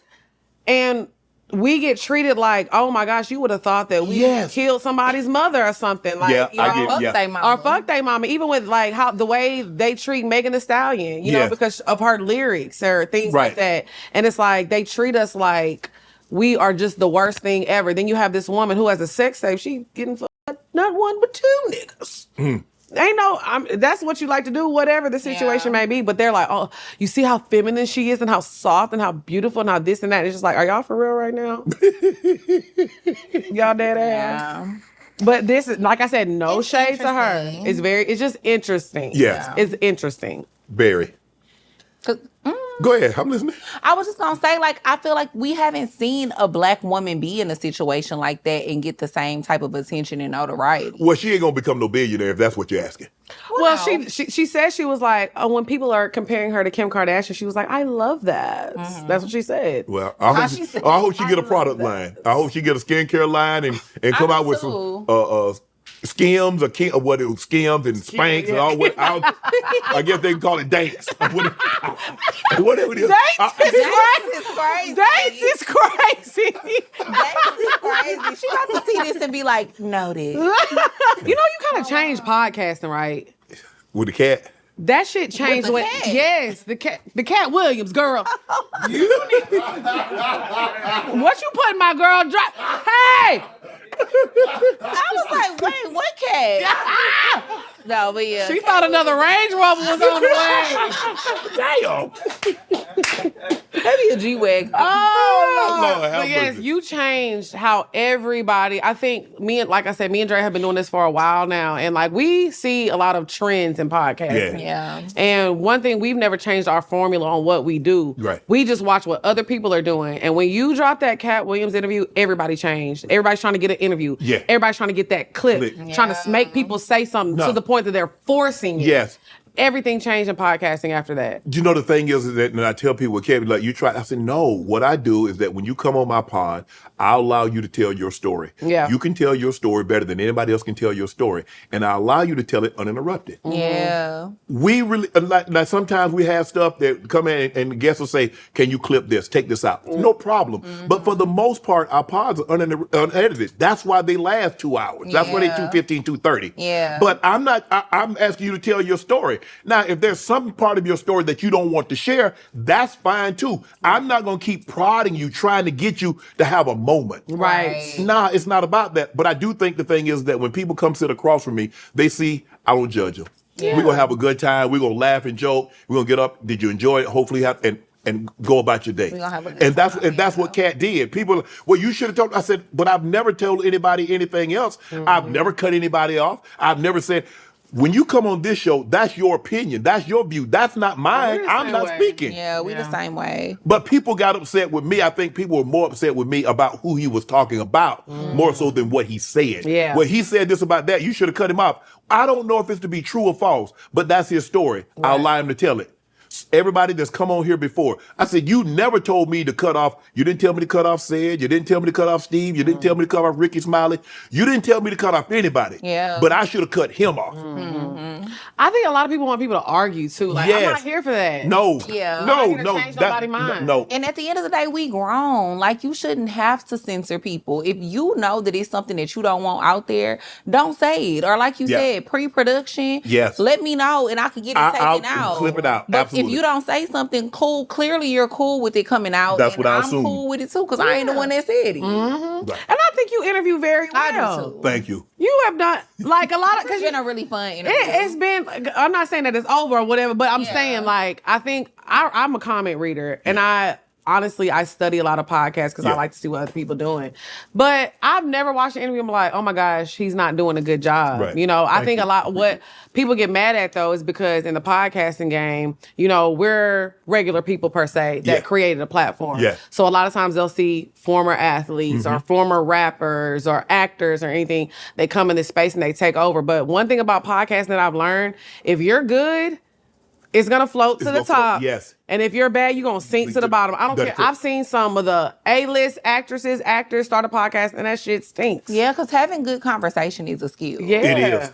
And I think the thing is what people don't realize is that if you are somebody and you're starting a podcast, that might get people to initially watch you. Right. But, nah, I won't be back here no more. Yes. But they're not gonna stick around. And That's if they do come back, it's probably gonna be because of the guest that you have. Yes. Not because of you. Right. Right. And so that's the thing. And I think the thing is, and I ask people, I was like, okay, what should I have done differently? Let's just say for the sake of argument, you have a podcast. If Cat was on your show, would you have cut him off? Nah. I said, so why you say I should have cut him off? Oh, it's because of those 90+ million. Exactly. Okay, I see now. Exactly. So we gonna give you your flowers. Well, thank you very much. I appreciate A great that. job. I appreciate that. Yes. Look, marriage. Where are we on marriage? We want to get married. We close to getting married. I do want to get married, but sometimes I do ask myself, do I want to get married because that's really what I want, or do I want to get married because that's what society says makes you me should feel like I should be doing by a certain point in my life, Right. and if I don't do it, I'm a failure as a woman. So right now, me and my therapist is digging into that, but I will say for the past, in my 20s, I didn't really care about getting married. Then I don't know, when I turned 30, I had this epiphany and I was like, oh, I need to get married. Like, I have to find my husband. I'm not having kids unless I get married. And then now at 35, I'm kind of back in a space of trying to figure out if it's really what I want. Because I think when people look at marriage, they don't look at all of what it really entails. Yes. It looks good on social media. Yeah. The nice wedding is great. Being with this person and y'all look good together and y'all got great chemistry, all of that stuff is amazing. But like, it's so much more that goes into marriage. It's for rich or for poor. It's in sickness and in health. Sometimes you gotta know when to shut the fuck up. Being honest. Yes. Like, I got to get that last. when- You got to get that last word in. Women love to get the last word in. Sometimes you just got to know how to be quiet. Yeah. It's just a lot that comes with it, and you have to be okay with compromising a lot. Yes. And so I be just asking myself, okay, girl, knowing all of these things, do you really feel like you want to be a wife? Yeah. Yeah. And sometimes I don't know. Yeah. Lex. I definitely do want to get married, but I've realized like marriage is probably going to look a little different for me. Being like the traditional, like I do want to have like a house with my husband and things like, but we going to need some space. Like I don't mind him having like a little pool house or something in the backyard. Okay. All that stuff. Sleeping in different bedrooms. That seems to be a theme now. Yeah. I need 7 bathrooms. Oh, there you go. So we can have our master bedroom, but he also has his bedroom. Yeah. I have my bedroom. Whenever we do want to sleep together, like, I don't know. I just feel like traditionally, like a traditional marriage is just being in a house and we have to sleep together every night. I don't think that is for me. I don't have children yet either. Yeah. So, I don't know if I want kids or not. I really don't. So that's another something that I would have to deal with. Yes. Because I got good genes. Niggas want these genes. No, you know, niggas they want that height. They want what's in them jeans. They want, that's what You goddamn it, stay focused. But you know what I'm saying. But no, yeah. And see, So, and that's yeah. the thing with me. I want to have kids. Sometimes I just be like, do I want to get married? I don't know sometimes. Because then I look at I know so many women who have been in marriages who are unhappy. Yes. I know more women who are unhappy in marriages than women who actually are. Yeah. And so I'm like, It's well, then, work. why do I want to give up my freedom? Yeah. And when I think about freedom, I be thinking about them kids. Really? Jesus. My nephew is going through a stage right now where he's very attached to me. And I love it and it's so cute, but also I can hang up that phone. Yes. And go to bed. I don't know if I could do that 24/7. Him being in the house. Yes. Bigger commitment, having kids or being married. Kids. Because that's lifelong. Yeah. I could divorce your ass. Yeah, You start getting on my nerves. Yeah. I think it's so crazy that people just have, we had a one, I'm pregnant, we gonna keep it. That's so crazy to me. It's so common now that people are just having kids. Oh, he got money. Oh, she was fine. That is the most insane thing to me, to bring a human in this world. Yeah. Because somebody got bread or somebody will look good. Oh my God. People think it only lasts until the child is 18. Like, no, this y'all is lifelong. Yes. Y'all are going to have grandchildren together. Y'all have to go to college graduations. High school graduation, the recitals. Y'all are grandparents together. Yes. Yep. It's a lifelong bond that you're building with this person, and it's not to be taken lightly. Right. At all. And we taking it too lightly. Would your guy be dating someone if they had a baby mama or baby mamas? Yeah. Mama.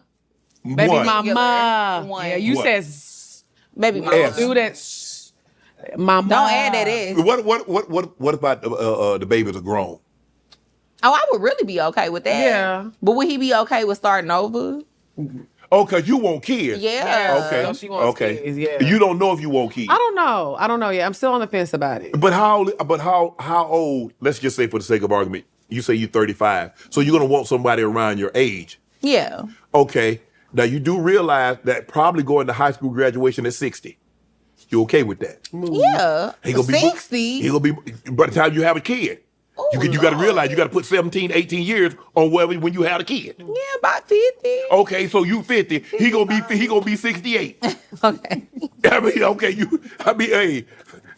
So you 30. So how old is he gonna be? He 35. You put 17 onto that. That's 52. Yeah, he might be a little Here older. you Okay, go, you them put 40. timelines. You better stop with the timeline. No, she got the timeline. But I'm saying. Oh, you might get you a little 25-year-old. But that doesn't matter to me because I feel like when you live a good life, people's life expectancy is getting longer and longer. Like it's not like They're still 53 moving like slower it and was slower. back in the day. 70 is still old. No, it's not. It is. Do you see some of these 70-year-olds? I know. I see them. I'm 50. I'm about to They be be 58. fit. They be healthy. They be looking amazing. That's on the outside. Nah, he ain't lying. He said on the Hey, inside. I'm with you when you right. Joker drinking prune juice every morning. I wish He you gotta was let right. that demon out. Hey, he got. See, y'all don't see. He got that chair be going up the stairs and sitting in that chair going up the stairs. What is it called? Life lift? Yeah. Easy lift. Yeah, easy Crazy. Oh my God. You know what? Did y'all see the meme? Which The meme said stepdads are the men that women wouldn't date if they didn't have kids. Oh. You know what? I'm not gonna lie. sad. It is sad, but I feel like men are getting more strict too. Even men with kids. Yeah. You know how many men I have met with kids and they'll be like, I don't date women with kids? Like they The don't who got kids? audacity. the audacity. But yes. the women. But so a lot of times, like these stepdads are kind of like the men. They say they don't have standards, whatever. Yeah. But honestly, I would say I don't want to speak on my sister too much because that's her business. But my sister is in a relationship now. She has 2 kids with a second baby dad, and this is like. I love my brother-in-law. Like he is an amazing man, and he stepped up he is an amazing stepfather to my first nephew, an amazing dad, and he is a lot more man than a lot of these niggas are. You know what I'm saying? So it takes a special type of person to it raise does. a child as your own. Yes. That's not your own. Yes, to step up and to really just like be a man because she has 2 boys. You know, Yes. so he's raising another, Yeah. another boy that's not his. So I don't necessarily believe that to be true. I think that when you decide to be a stepfather, though, it is a big role. It's a huge. Because I grew up, my father passed when I was very young. And so I had like a stepfather figure. And it was just kind of like when him and my mom broke up, he abandoned us and I never heard from him again. Now, this was a man that was living in the house. I looked at him like a father figure. Wow. So I'm very skeptical on even when I'm dating somebody, meeting their kids, being around them because I know how that feels. Yes. Because you feel like, oh, this ain't my kid. I don't got to deal with it no more. Yes. But I've grown attached to you. So to me, a person that's a stepfather that really sticks around and holds it out, like Waka Flocka, he adopted Charlie, his stepdaughter. Okay. And he's still in her life, Right. even though they haven't been together for years. Right. I commend men like that. Yes. That's a great man. Because, you see some of the things, it's a thankless job because, okay, you raise someone, you come in and they're at a very young age and you do everything. You give them everything but life itself. Yeah. And then all of a sudden, well, I want my dad. And I'm not trying to take you from your dad, but just to excommunicate me. Yeah. I don't know if it was a skit or something, but I saw something on social media where the mom the guy said he had raised it since he's like 15 for 15 years, and they only had X amount of seats. So the dad was going to get the seat. The stepfather wasn't going to be able to go, even though he had paid for everything. That's crazy. So he's not going to be able to go to the graduation. So I stepped in when he didn't, and so now he wants to come back after the child is of age. Yeah. And you cut me out. That's why men be getting angry. But a lot of times it be an ego thing. A lot of times men will be a shitty dad. Yes. Then all of a sudden another man comes along and doing what you're not doing, and all of a sudden they got an issue with it. It's the same thing with a woman. A man might not want that woman. Yeah. But let another man show interest. Oh my goodness. Hey, babe, what you doing? Whoa, you told me to go F myself. Yeah. You ain't want nothing to do with me. Yes. Why is it like that? Women the same way. Don't y'all pretend like y'all like women the same way. No, I like nice men. I'm not even gonna lie to you. Yeah. Like, I don't like men that treat me bad. I don't understand the allure that some women have when it comes to men who are not nice to them, and it makes them want them even more, or want to try to like prove to them that they worth it, or that they a good catch. Like, no, I feel like as women, we already the catch. Yeah. Like, men are supposed to pursue us. Why are you trying to prove to somebody who already don't see your worth that you worthy? Yeah. I think that's strange. Like, you should want a man that at the bare minimum is kind to you. Yes. You know what? And people still talk about it, and I don't know why, because I think they have a wonderful relationship, and that's just from me on the outside looking in. Russell and Sierra. Yeah. They call the man lame. They do. He's raising. I don't step. That's his son now. Yeah. Future is obviously his biological father, but you couldn't tell if you didn't know that situation. Right. You couldn't tell that's not his son from the way that he treats him. And Sierra seems like and I know people like, well, Sierra was this, Sierra was that. Whatever somebody was before, whatever Russ was before, I'm talking about what are they now? Right. And I will never understand why people have an issue with a man stepping up and being in a child's life when a father don't want to be there. Right. Like, what's wrong with that? How does that make somebody corny because they loving on a woman and loving on their family the right way and showing us a good example of what healthy black love and a healthy black family look like? How is that corny? I think that's why so many people are fucked up in the mind. Yes. We fucked up as a generation to think that man is corny considering what they show us and what we see on the internet, because it looks like nothing but positivity. Because he ain't out there smoking, drinking, smoking weed, sagging, and all kind of foolishness, acting crazy, chasing. Yeah, and that goes into that stan culture I was talking about earlier. Just because you like somebody's music or like their art or whatever it is, at the end of the day, if that's what y'all call corny, that's what I want. You want that? Give me a corny nigga. If that's corny, I'll take it. If that's what, because to me, it's not corny. Being a good husband, a good father, that's what we consider corny. We need to look at our community. That should be the standard. Right. If our community is calling a man corny for being a good husband and a good father, we got some we got to reevaluate. We got to reevaluate. But do y'all feel like people do that because they didn't have that example? Like, so many people in the black community didn't have that type of example growing up. So that's maybe why they think it's so corny. I think that's a part of it. Like I said, I don't know what goes on in their household. Right. They look very happy together. I'm okay with that. I don't take any more or any less out of it than that. Exactly. I'm not trying to micromanage, but so you try to tell me they like this all the time. I don't care what they're like all the time. Yeah. That's how I look at it. I ain't trying to judge anybody. Who am I to judge somebody married? I ain't married. Right. Do you want to get married? See, I think I'm more along your lines. Okay. I think marriage is going to look very, very different. Because I think the thing is that traditional, and a lot of women want a traditional man, but don't live in a traditional time. Yeah. Okay, I want him to open the door, I want him to do all that, but I still want to be outside all the time with my girls. No, that ain't how tradition. I don't know how with your tradition. So you want a woman at home?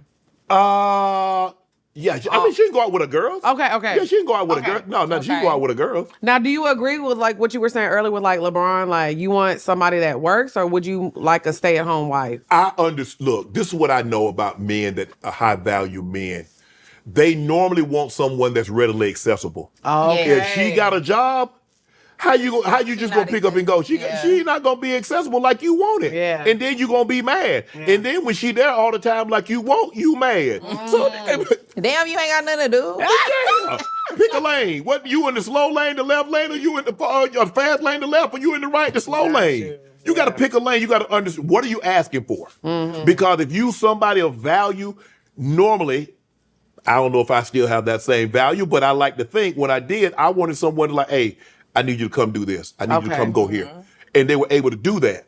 But I understood what came along with that. Right. Damn, that's gonna be hard to find. So like you somebody kinda who want a got balance. something going on, but really kind of But look at, available. but no. If she got something going on, you look, I got an assistant, I can hire people, I got a cleaning service, all the stuff that maybe if she was just like stay at home as my wife, I can find somebody to do that. Okay. Yeah. Cook, everything that she would have to do, I can hire somebody to do that. Okay. But if you have a job, it's a little bit different. Yeah. Yeah. And so, hey, she got a job, I understand that. I have to do a better job of planning. Knowing that I can't give you 24 hours to do this. I can't, hey, Right. babe, we going here or we doing that. I can't do that to you. And I wouldn't do that to you. Yeah. Because I'm of the mindset I'll never ask more than I'm willing to give. Okay. That's why me asking somebody to come over to my house when I was younger in the middle of the night. Because you're not finna call me at no 2 o'clock and talking about come over. That ain't happening. So I'm damn sure not finna call you at 2 o'clock and ask you to come Oh, over. yeah. That's just how I am. And everybody's not like that. Hey. Yeah, because most niggas will be like, I'm on the way. Oh, man. I wish I might get I mean, before the phone hang up, they knocking at the door. Oh, man, I wish I'm moody. said, but I'm not pulling up No, anyway. hell nah. The Summer Walker skit. Wedding skit for an album. How was that experience? Y'all be doing the fun stuff. I need to get outside. I know. That's what we told you. I tell you what, y'all said August, but nightcap in the port. We gonna take y'all outside because we're gonna show you like a good, like it's gonna be. Because that's what I need. I need Houstonians. I need Houstonians to show me what it's like in Houston. Yeah, That's who you gotta go out with. I Yeah. feel like it's so many, what is it called? Implants, transplants? Yeah, there. Trans, yeah. But we gonna show you what a real. He was the said 450 cc's that he was talking about earlier. I think about 385, maybe 4. Eyeball work. Yeah. But the Yes, summer. there's so many transplants out there now, but I feel like if we go together, we would have a good time. Yeah. But the Summer Walker skit, it was really, really fun because Lex and I did that whole thing impromptu. Yeah. Wow. So it was like off the top of our head. They just kind of gave us the set list and gave us the people that she was gonna have on the album, and we just kind of came up with like some banter back and forth to talk about the people that she was gonna have on the album. But it was really dope. And I'm really like, I love when people have these large platforms and are superstars and they collaborate with everybody in our culture because that's what we need to do. Yes. You know, I'm not bashing any other podcast or anybody else, but in our culture, we need to keep it in the family. Yeah. Like, and the fact that she included us in her album was like such a big awesome. deal because again, me and Drea were like regular girls podcasting. So the fact that we have built this and we're able to come on your platform, do Summer Walker's album, that's like a testament. Like, yeah, the people they fuck with us, Yeah, and for sure. anybody can do this. You know? That's awesome. Yeah. Meg, she's from Houston. And she had a very public breakup. I'm a firm believer. If you date in public, you got to break up in public. Yeah. And if I would say anything, and I'm not being judgmental here, I just think she probably should have waited just a little while before posting so much. Hell no! Put that nigga in the dirt! I'm not keeping no nigga secrets. You got me. She did the right thing. She probably took a little sick of that Chica's tequila that she got and went online. Yes, you embarrassed me. You hurt my No, but I'm saying, no, how about keep the relationship in the beginning private? It's too late now. No, but I'm saying, that was my point. Yeah, but I think it would have been hard for them. It's Klay Thompson and Megan Thee Stallion. Even if they were at dinner, she can't go to a game. So it's like they're kind of, when you are that high profile.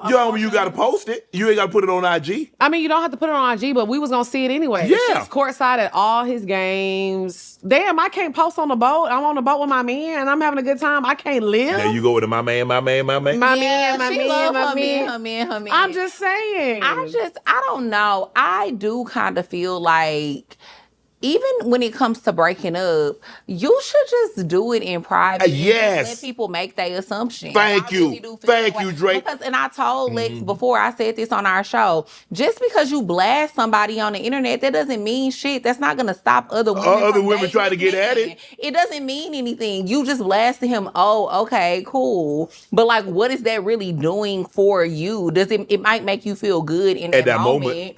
But later down the line, I feel like us as women and men too, like anybody who acts out on the internet and does something, unless you mentally ill, you gonna look back on it and be like, damn, I wish I wouldn't have did that. Unfollowing. That's so childish. Unfollowing. Y'all really do that? That's what y'all doing now? Y'all so unfollow. That's a thing, huh? I'll say this.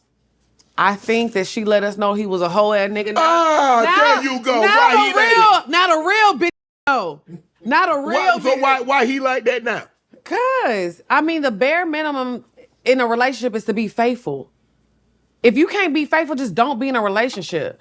Now, there's bigger things that people break up over, compatibility. I'm going, you going. But cheating is such a high school, college ass shit to do. Like, we grown. You know what I'm saying? Yeah. So I just think, like, that was some fuck shit. And I think she was emotional in the moment. Maybe she shouldn't have done it. Maybe not. He shouldn't have put that dick in whoever he was putting it in. Oh, man, you don't see that. He need to go to hell. But see, you taking her side. You don't know that to be true. She made a pan of baked beans for him. Did you see that whole spread? I love beans. Yeah, she cooked Thanksgiving. I definitely feel like I agree with Lex, like, cause I'm on her side too. I do feel like cheating is the bare minimum. Like, you can be faithful. If you're not going to be faithful, why be in a relationship with somebody to begin with? And if you are a man who you don't want to be faithful, find somebody who into that polygamy shit. Find somebody Find a Ha Davis. Wait, too soon. Way too soon. Find somebody who okay with you dealing with other women, and she'll just turn a blind eye to it, or not even turn a blind eye. It's an understanding and an agreement that y'all have. Okay. But at the end of the day, if you get into a relationship with somebody and you have them thinking that you're going to be a faithful man, I do think that that's fucked up. But sometimes I definitely just feel like us as women, we be doing ourselves a disservice by going off on the internet, because it's still gonna be somebody who's going to be okay with dealing with all of that shit that you're not okay with dealing with. Yeah. So what are you really stopping, to be honest? And especially once you move on and you happy and you find your man and you find the situation you want to be in, what was the point in all of that? Well, I think too, not saying that she was right or wrong, but I think now, but I'm not even talking about her. I'm just saying in general. Yeah, for sure. Well, I think that kind of releases a signal though, because even though he is going to get another woman and move on and be happy, but honestly, when men start acting out like that and you let it be known, the value of women that they get honestly goes down. Like, a lot of times when you see a man of value, as what society says, and you be like, why is he single? Because a woman that's worth a damn, the women that's really worth a damn, don't want that shit. I don't think men of value a lot of the time want successful women anyway. Well, I'm not saying successful women. I'm saying women of value. So a woman of value. Yeah. Somebody, he buy a Bentley. Okay. He Range Rover. You talking about he buying Bentley. He buying Rolls Royce colors. Not the color. He was buying Bentleys. He did buy it. Well, all I'm saying is, though, because a man of value, we tie men to their value as in what your worth is. Yes, for sure. A woman of value is what we bring to the table as far as, is she still in her childbearing years? Can she cook? Do she look good? Her personality, is she nurturing? So it's a lot of things that go into a woman of value. So I'm not even saying successful woman. I'm saying a woman that really wants a marriage and kids and all these beautiful things that men consider valuable. A lot of times it kind of knocks them down on the totem pole. I don't know, because we be seeing it. We live in Atlanta. Like, it's plenty of women who still would go and have a baby with. But is she valuable? I don't think they care about that. To be honest, I don't. They should. What do you think, Shannon? I mean, I think there are. I don't think one iota. I don't think it's gonna stop anything. Yeah. Just like famous women might be with 10, 15 different guys. They still go. A guy's gonna still want to get with them. I think women want a lot of things to be true, but just because we want it to be true, that doesn't mean that that's what's gonna happen and come to fruition. They need to stop. Everybody need to stop. It's too dirty out there. Did you hear what Cardi B said? Cardi B said her next relationship, she gonna keep it private. She should. Oh, Cardi, go keep it private, huh? Yeah. Uh-oh. That's on your ass. Come on now. There you. Nah, K. Michelle. He's finna be carrying that baby. No. Okay. Like you said, baby. Oh. Babies. He got four. Baby. Yeah, he got about four. That's too much. I got more. My back, I can't carry about 10 pounds now. That's all I got. You know what? I think that's you said you be in that gym. You could carry more than that. Yeah. Probably about 135. Okay. 140 like on a good day. Baby, only 10. 135, 140 No leg day. That'll be my leg day. No. Okay, no leg day. No, I like Cardi for that. I do too. I'm a Cardi stan. I love Cardi dance. I like Cardi too. I think that that's good for her because again, I think that all of us women, whether you have a regular job or super successful, we all deserve happiness. Yes. So whatever it looks like for you, if that's being private, go ahead. Yeah, that's what I believe. I agree too. Private. Keep it to yourself until it's something worth publicizing. Yeah. Because you know how people are. People, everybody that clap ain't applauding you. Yeah. And that's what people need to understand. Man, people was waiting for, do you know how many people was waiting on this to happen? Yeah. Bruh. And what did they do? were. I told you. It's They so can't wait. crazy. She thought she was leaving one and got with a worse one. Yeah. But it's like at the end of the Can't day, wait. I'm like, well, damn, y'all. What did she do to y'all? Yeah, I don't understand why people care so much about people's business. I say this all the time. People who be so worried about what other people are doing to where it's like a think piece and a gossip piece all the time. Yeah. Worry about your life and what you got going on. What this person is doing, even if she did leave this person and quote unquote get with a worse one, why do you care so much? It's not How you. is it affecting you and your life and what you got going on? Correct. People are miserable, and I think misery love company They a lot do. of the time. Yes. And that's where all of that shit be coming from, all of the commentary. Because even if he was a better man than who she had left, they was still gonna find something wrong and find something to nitpick about the relationship just because they don't want to see her happy. yeah. And people feel like anything that you post on social media, it gives them an opportunity to have an opinion on it. Absolutely. I mean, and they kind of do. It does. That's why you keep it off. That's why you keep it off. And then let them, because they're gonna say what they want to say. They're gonna make up what they want to say anyway. They are. Because if they don't know, they're gonna make up lies. Yeah. So hey, you know the truth and just live with that. Yeah. And even once they know the truth, they still gonna They make still up don't lies. care because the lies are more entertaining. Yeah, it is. Did you see the Knicks? The Knicks had a no sex rule. The owner, Jim Dolan, the Knicks, when they got to the playoffs, 10 weeks, they were not supposed to have sex. Oh. Well, how would he know? But he was hoping they would take him at their word. But it seems like Kat and his fiance, like, they didn't necessarily adhere to that. Yeah, my husband played for the Knicks. Sorry. Maybe that's why the Hawks keep losing. They cuts up. But I think look, you hear like fighters, they go away. Yeah. So it would be easier to go away because there are no women there. Right. I'm home every night. My wife taking a shower. She get out the shower, the water glistening off her body. yeah. What I'm supposed to do? Not glistening. You do be glistening when you I mean, whatever. It worked though. They won. Yeah. Boy, if you only think Kat and his fiance were the only one that did that. Yeah. They was that. And Jordan is beautiful too. Yeah. Yeah, that's what Kat said. I got to get this in. Yeah. You know, one time ain't gonna hurt nothing. What do you think the longest? How long, Lex, could you go without sex? You know, I'm gonna give you $1,000 a day. I'm never fucking again. I'm greedy now. I'm greedy before I'm horny. I went a long 15 years without sex. 50, no. Oh yeah, from the time you was born until you was 15. Exactly. It was a long 15. It was a long 15. It damn sure wasn't no 15 to 30 or no 25 to 40. It wasn't none of that. It was a long 15. It was up from 15. It was up. Oh my goodness. But you know what? As I've gotten older, I think I be busy a lot. Yeah. So it's not like something that's like on my mind all the time. But you know, I just get them runks off sometimes. Oh, exactly. Touring is hard. I be stressed. I need a little stress reliever. What's the biggest turnoffs from the opposite sex? What turns you off about a man? I don't like braggy men. You don't like bragging men? No, that's a big turn off for me. Don't come to me telling me what you got, how much money you make, what you got going on, like especially how fine you are, especially to the point that like the whole conversation is centered around you and what you got going on. Right. I don't like You ain't want to ask me nothing about me? Right. Especially on a first date. Yeah, okay. I see what you're saying. Like, come on. Why are we talking about how much? I remember I went on a date with somebody a long time ago. And first date, I knew how much money he made. Damn. I knew what type of cars he had. I knew he had like 5 cars. He was showing me pictures of his house. Really? Houses. Yeah. He trying to get you up in there. Yeah. And I mean, that's cool. I would have been there. I would have been in there, Shannon. I would have moved. She ain't gonna get but $1,000. No, $1,000 a day, not yeah. to say she got $1,000. That's Hey, it. that's all. If That's that. all she getting, Shannon. She If ain't getting that. past. Now, I might have to get a per Might diem. get 500 half the day.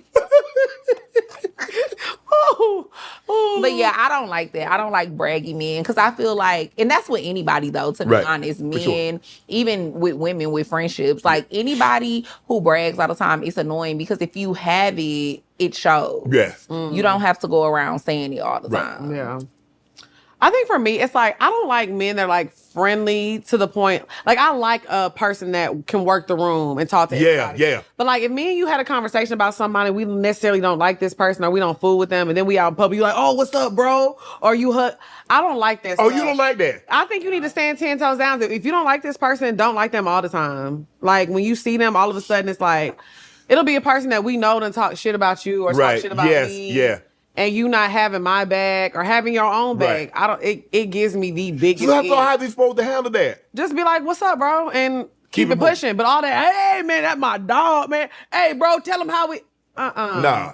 That's too much. Okay. I mean, I really fuck with her, all that. Yeah. I don't like that. I feel like if you and a person like y'all don't really deal with each other, stay 10 toes on that. Could you date someone that that isn't your type? So like let me say, I hate when people say I ain't got no type. I don't though. That's She me. really don't. Yeah. Damn. I really don't. I like who I like. I go So off he could be short, he could be tall, he could be. I don't want him to be too short though. You at least need to be tall. So you do got a type. So I mean, you gotta at least be taller than me. And then you but don't I'm got to very be that short. tall. How tall are you? I'm 5'2". Okay, well damn. So I at least A want nigga somebody be that's 5'5". like 5'. No, he can't be 5'5". You want him 6 He foot? at least needs to be 5'8". He could be 5'8". That's a little bitty little thing. Yeah. He could be 5'8". Or Your kid gonna be 12 years old this tall. That's why all the niggas ain't no tall niggas no more. But you know what though? That's not necessarily true because if he have a tall dad or something, he might the baby might end up being tall. That's true though. everybody's It really short. is. Everybody's short now because these tall ass niggas love The little bitty. with They everybody do. little. Yeah. Everybody little now. They love little women. Yeah, because Do you have a 5'8". height They preference? they fun size. Yeah, but 5'8" is not tall for a man. He he like that. Y'all spin them. That's why I said, do you have a height preference? He said, Once upon a time, hey, I'm getting to the age now. It's what I can. You can't be choosing. You start getting your late 50s and Right. 60s. Yeah. But as a man, I feel like you always have options. Because men, they say y'all get more seasoned as y'all get older. Well, it's only with women as we get older, they say If you have money, you have options. So that's you. Oh. You got some options now. Let me tell you, the poor crew, the girls are going to watch this episode. Like, even if they've never seen the episode, they coming. And I'm telling you, your DM's going to be lit up. You're going to have some good contenders in there, too. We got to find you something, Shannon. Like, there's no reason for you to be single. Yeah. Why y'all gotta get me with somebody? Because I feel like you deserve that. You have had an amazing career, Hall of Fame, all these amazing things. And you just told us you don't even take a vacation. I don't take a vacation. Like, you need to be with a beautiful... But I am very private. So you need a woman that's gonna maybe force he got some. self-care. No, you ain't can't. He got Oh, he got him one. Yeah, it is. Come on now.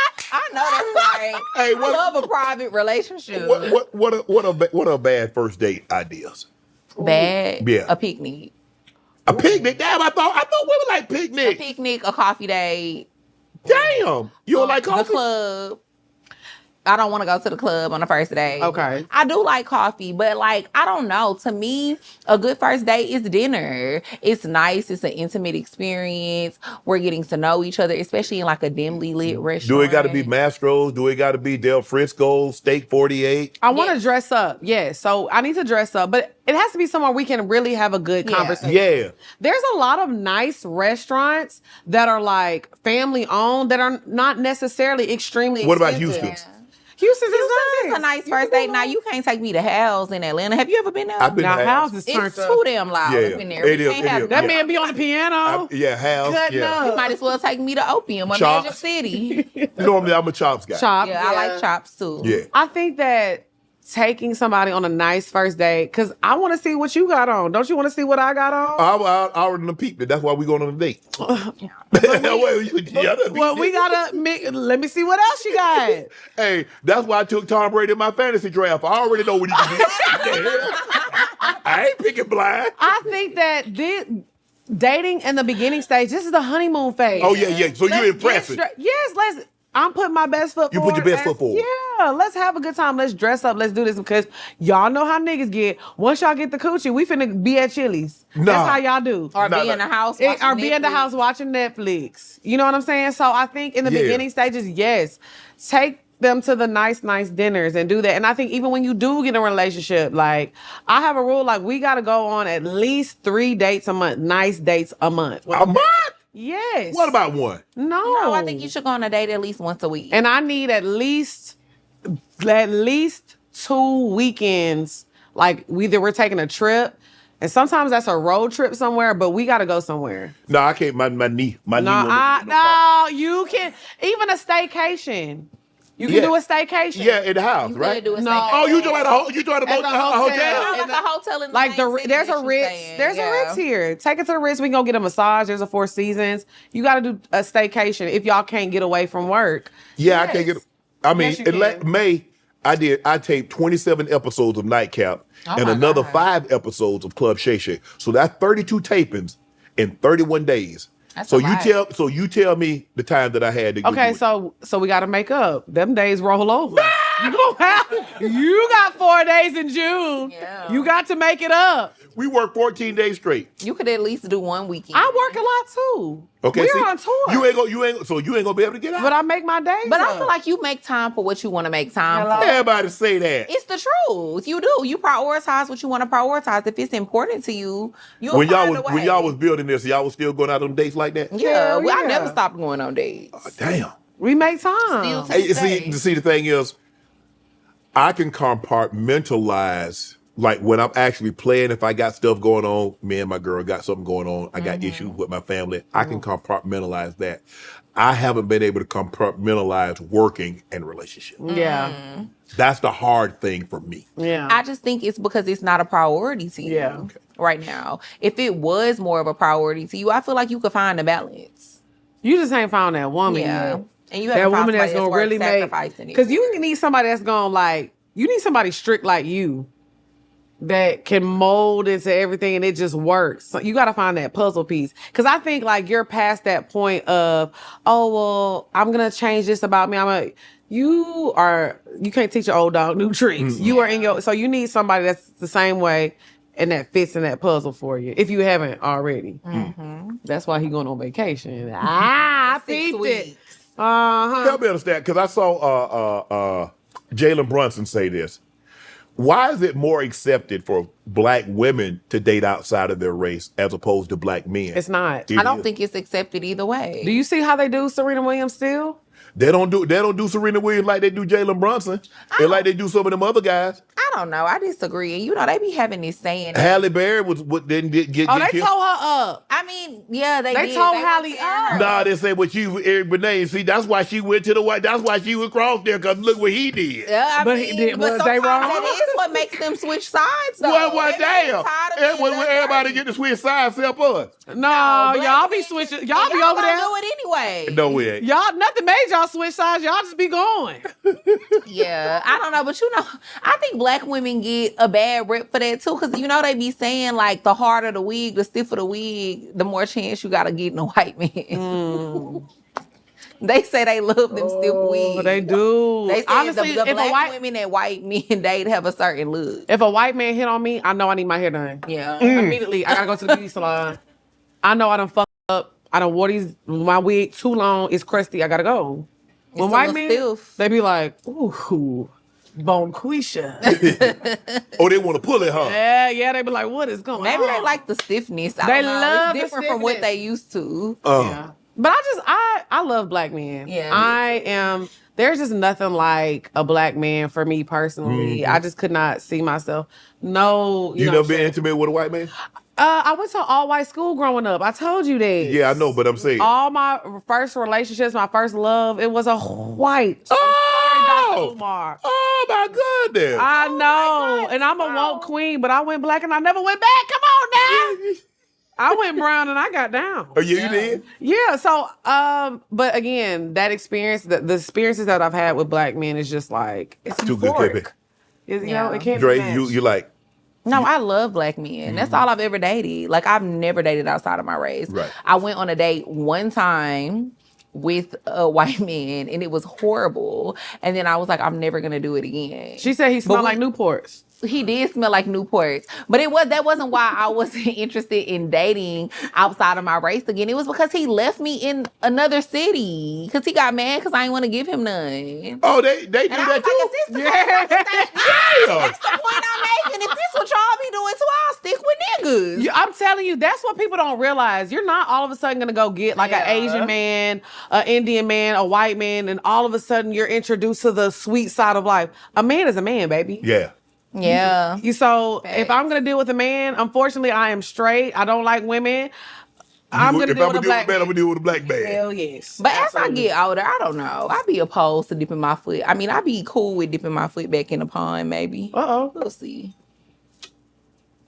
You gonna dip your foot back in the pond? Yeah. She gon' Love has no color. Oh, now love had no color. Oh, you need to leave. Last, you hear what she said? She need to go. That's what she said. She said love had no color. Yes, it do, and it's black. I feel like let people be with who they want to be. Yeah. Now, my experience for the past 35 years has been with black men in relationships. Like I said, I went on that one date this time and it didn't work out. But I'm not opposed to, because I don't know, this is going to be my last relationship, my last Negro relationship. This is going to be the last one. The last one. And then I don't know if I got it in me no more. I might be open to expanding my horizons. Yep. Well, guy, y'all better make sure you get it right. When you guys had the British podcast, Ish and Gigs on and said there are no baddies in Atlanta on your show. You guys how often have you guys received backlash for having certain groups of people or certain types of people on your show? That's not, why you have this guy? I was like, bro, you got to expand. I can't have all black people. I can't have all this group or all that group. The only way to be able to grow, you see Popeyes. They used to just sell fried chicken. Then they sell chicken tenders. And then they got a chicken sandwich. Because they wanted to broaden out. Yeah. McDonald's just don't sell burgers. Right. They sell ice cream. They sell breakfast. Yeah. I don't know why people just like we are only supposed to have black people and a specific type of black person on the pod. Yeah, to be honest, we get a lot of backlash all the time on the internet. And I don't think we got backlash for having them on. I think it was more so about what they said. Okay. That offended a lot of black women. And then they took it as we were like laughing and in agreement with them. Right. But I also think a lot of people took what they said out of context. They never said that they don't like black women. And that's what they tried to turn it into. Right, okay. They just said they felt like it wasn't as many baddies in Atlanta as they thought it would be. And I feel like that's opinion-based. Yes. Why do people care so much about other people's opinions? Maybe they feel like it's not that many bad bitches in Atlanta. That's okay. And baby, you're not a baddie anyway, so why you care? And that too. Hey, I'm glad you said it. And also for me, in my point of view, you can't tell if I'm from Atlanta or not. Right. I look like an Atlanta woman. True. Seriously, walking down the street. Yeah. So for my thing is like, no shade. Like, I'm not caring what these men are attracted to. We here to key, laugh, have a good time. Now, should we have maybe gave a little pushback? Maybe, because they took it as they were talking about all black women and this and that. But at the same time, I'm not here to do that. I'm here to just key and laugh, have a good time. Right. I wasn't offended as a black woman. Right. You know what I'm saying? Right. It was a lighthearted banter type of conversation. We laughed. We're like, oh, we from Texas. Well, we not from there. Blah, blah, blah. Yeah. And again, like I said, to me, you can't tell the difference. If I'm walking in Atlanta, nobody's going to be like, oh, you're not from here. I look like I'm from Atlanta. Correct. So to me, it was kind of silly. Right. And I think that's why they more so got mad too, because we laughed and we were like, well, we're not from Atlanta. We from Houston. So they didn't offend me. It didn't, because I'm not from Atlanta. Right. But I look like an Atlanta woman. Right. So I'm still not offended. And just because they got upset, that don't mean you have to be upset. Yeah. People don't understand tolerance. Yeah. Just because one person believes something, I can fundamentally disagree with that. Yeah. But I understand that humans are very complex and everybody has, different beliefs. Like tolerance has just completely left the building when it comes to podcasting. But you do realize, and I think 50 said this, that no matter what you say or what you do, somebody's going to be opposed to it. Yeah. And even if you had gave pushback, there's going to be a segment of like, it's not that many baddies out there. Right. I mean, and again, like people can have their opinions. Why do I have to, just because you feel like what this person said is wrong, argue them down? A lot of the time, I think people don't realize when we have these podcasts and these platforms and we invite people in our space, we're inviting you in our space. And like you said earlier, you can have the opinion that you have. Even if I don't agree with it, I don't have to disrespect you. Right. I don't have to go off on you. Yes. I don't have to cuss you out. Right. And I think a lot of the time in the comments, that's what they want us to do. That is. And then when you don't have that same, and then when they tell you that you're in the wrong and then you're not apologetic about it and you double down, okay, I said what I said, then I think sometimes that makes them even more upset. Yeah. If you want that type of podcast, go to 60 Minutes, go to 48 Hours. They argue a lot. There are platforms where you can fact check and do all this other stuff. But we're here to have a good time. I'm trying to get you to learn a little bit more about the guests. Let the guests explain to you their side of the story and how they came to be. That's what this is. This ain't 48 Hours. And it's beautiful black women everywhere. We all know that. So you think I'm finna sit up here and argue with that about child? Please. Right. Flown out. You have been flown out? In my younger days, yes. Lex. Yeah, of course. Is there or should there be an expectation for being flown out? No, when I was younger, I did not feel that way. Okay. I feel like if you want to fly me out, cool, we can have a good time. But if I'm not on that, I'm going to let you know before I come. Yeah. Now, once I get there, you feel like you can convince me and then you get upset because I'm still doing what I said I was going to do, then that's on you. You can't feel played because I already told you. You ain't getting coming out there, but it ain't going down like you think. Right. Okay. Now, I do think women should be honest about those things. Okay. But yeah, I don't feel like a man should have the expectation just because he's flying you out. Yeah. I agree with that, but me personally, if I'm flying out, that mean I like you. We's fucking. We getting it in. Yeah. That was just me though, because I feel like when I get flown out, obviously that means it's vacation time. Yeah. And when on vacation. Yeah. So, but honestly, it's been a lot of times where I've been offered to be flown out, and I'm like, no. You know how many times men? One thing about it, they may not want to buy a bag or pay rent or whatever the case may be, but they will be like, okay, but I want to take you on a trip. I have turned down so many luxurious vacations because I don't like you like that. Yeah. So it's mutually beneficial. That's why I think they be okay with doing that versus buying the thing. Exactly. So I'm because you ain't finna let me come over there and sleep. Yeah. I ain't finna pay no rent. Right. Exactly. So when I was getting flown out in my day, it was because I'm going with somebody I like. So flown out. You staying at his place or you getting a hotel? I've done both. I've done both. I've made men book me separate hotel rooms. Yeah. And then it's been men that I was actually dating that I stayed in the same room with them. Mm-hmm. I've had a situation where I was dating a guy long distance and we were getting to know each other and I didn't want to stay at his house. Mm-hmm. So he booked me a room. Yeah. But yeah, I don't really like to get flown out to your city though. Oh, you like to meet on your turf? Well, not even that. I don't want you to come to my city. Let's go somewhere. Oh.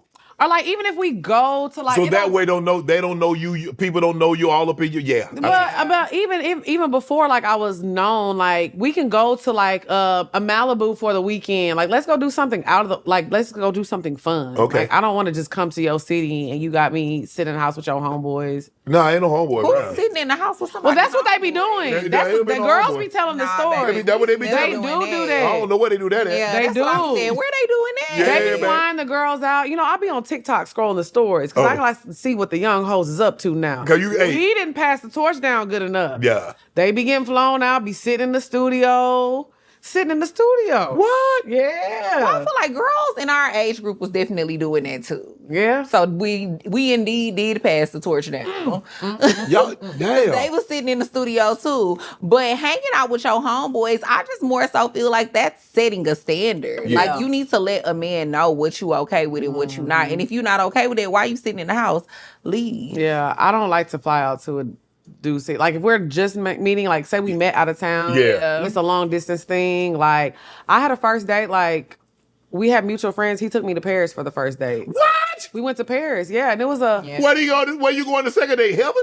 The hell? But you know what? No, but the second day we went to Miami and we still had a good time. Yes. So yeah, I went on the first date to Paris and I had a ball. Man, what? Hold on. Y'all gotta help me out, man, cause I've been out of the loop. You know, I ain't been out of town since '96. Okay. 96. That's the last time I've been out of town. Okay. I flew somewhere. I went a long distance to meet somebody. Okay. Prior to that, so I've only gone really out of town.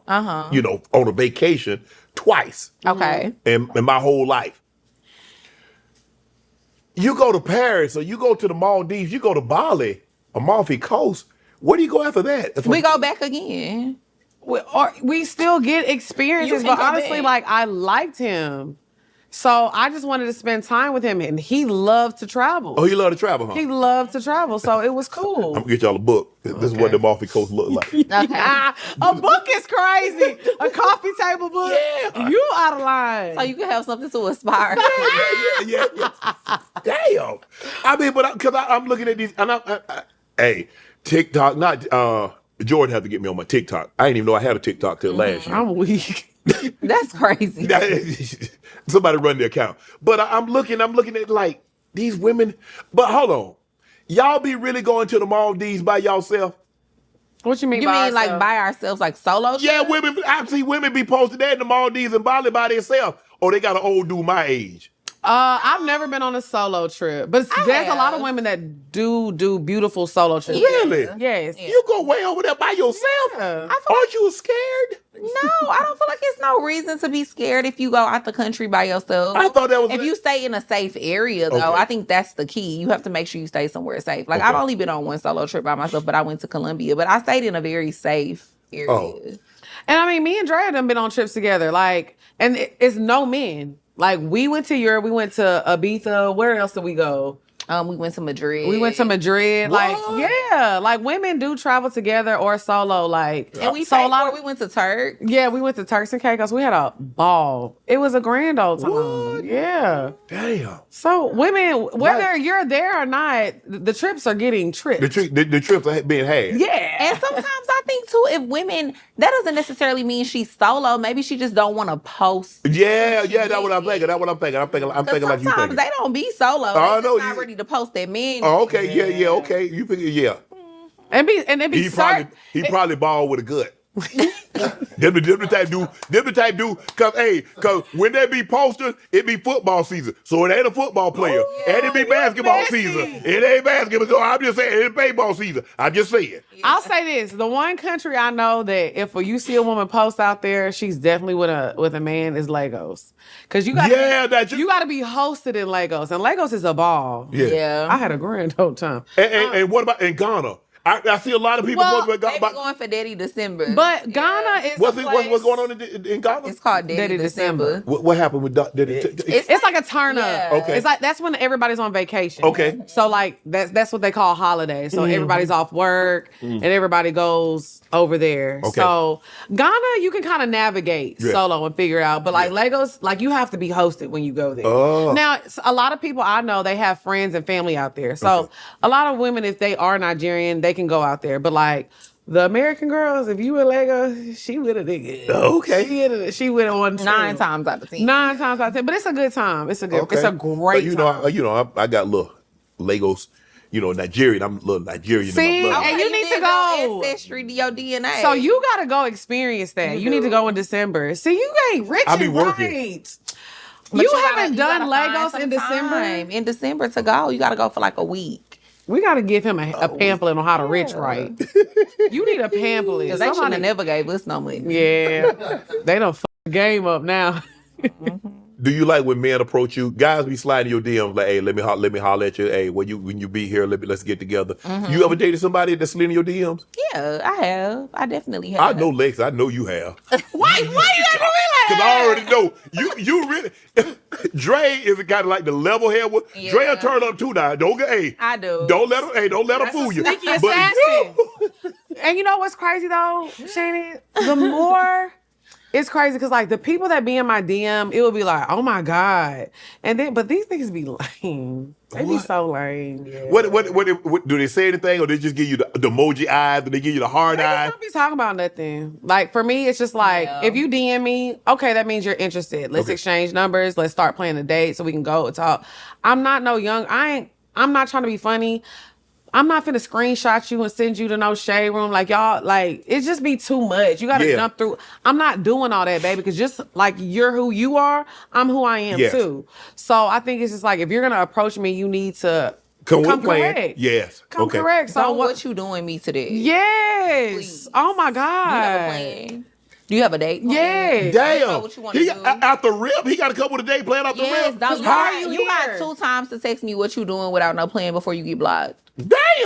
Trey, what type of time you on? Why are you wasting my time? What do you want? You know Why are you here? I'm trying to holler right quick. So what's up? What's really going on? Yes, but if you ask me what you doing and I tell you what I'm doing. Okay, you do it. Okay. And then you text me again. I'm in California. Okay. When you this way? Or when can I come your way? And then I tell you. And then what's next? Okay. Plan it out. So exactly. I'm an in person. Then you gonna wait a few days. I'm waiting a few days. And then you gonna text me again. What you doing? And then you gonna be like, well, I'll be in Atlanta in a few weeks. Yeah. And then you'll text me again. I said, look, I'm gonna be in Atlanta this time. Okay. Or I'm gonna be wherever you. Let's just say for the sake of argument, I'm gonna be in Houston. XY. I'll be in Houston also. Mm-hmm. We should link up, grab a bite. And then when you get to Houston, what you doing? Okay. Instead of calling me and being like, hey, I made dinner reservations at Mastro's. I made dinner reservations. Oh, okay. I'm about to pull up. What's up? Let's do it. Pull up. I'm gonna be there at 8. If a man calls me and says, hey, I made reservations tonight at 8, can you be dressed? Are you gonna be ready to go? Yeah, I'm gonna be I'm on the way. Damn. Yes. Hey, guys do that. Yes. I mean, it's a handful, but there are men that do that. Yeah. And I think once you've experienced one, then what you doing, niggas, it be like, leave me alone. Oh. Like I had a So y'all just messed up the game. Yeah. So they got guys out here that's buying Range Rovers, planning days, reservations, going on trips, and then y'all talk about what you doing today. Yeah. I had a bouquet of roses. It was like 400. I don't know how many roses it was. Maybe like 100 of long stem roses delivered to my house. And it was just like, be ready at X amount of time. And I'm just like, yes, this is how you date. This is how you show a woman like, yes. Man, for 100 roses. And at 8 p.m. I was ready. Oh, I already know that thing went down at midnight. Mm-hmm. And you know maybe man, look here. Be ready at 8. 5:30 I'll be on that thing, be butt ball. 5:30? That's before the dinner. Yeah, I know. Yeah. Booty ball. Yeah. Hey, I need appetizer before I. Oh no. I am weak. What's the longest you think a woman should be single?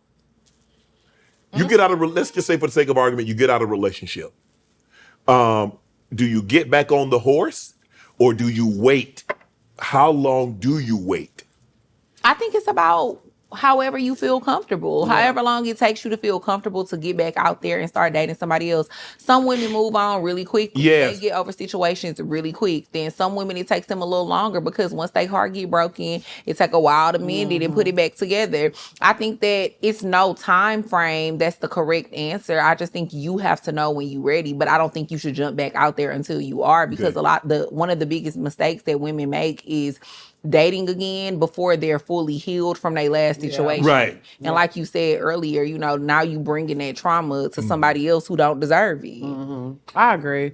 I'm saying like it's not no timeline, but I do believe in don't open one door if the other one's not closed. Yeah. Because I like to dibble dabble and I'm going. You spend the block. Oh, I'm gonna spin the block. Come on. But we gotta be done. Now, I don't spin the block. Like, if we broke up because you did some, like, horrible stuff to me or XYZ, but, like, if it's just, like, we maybe not seeing eye to eye, yeah, I might.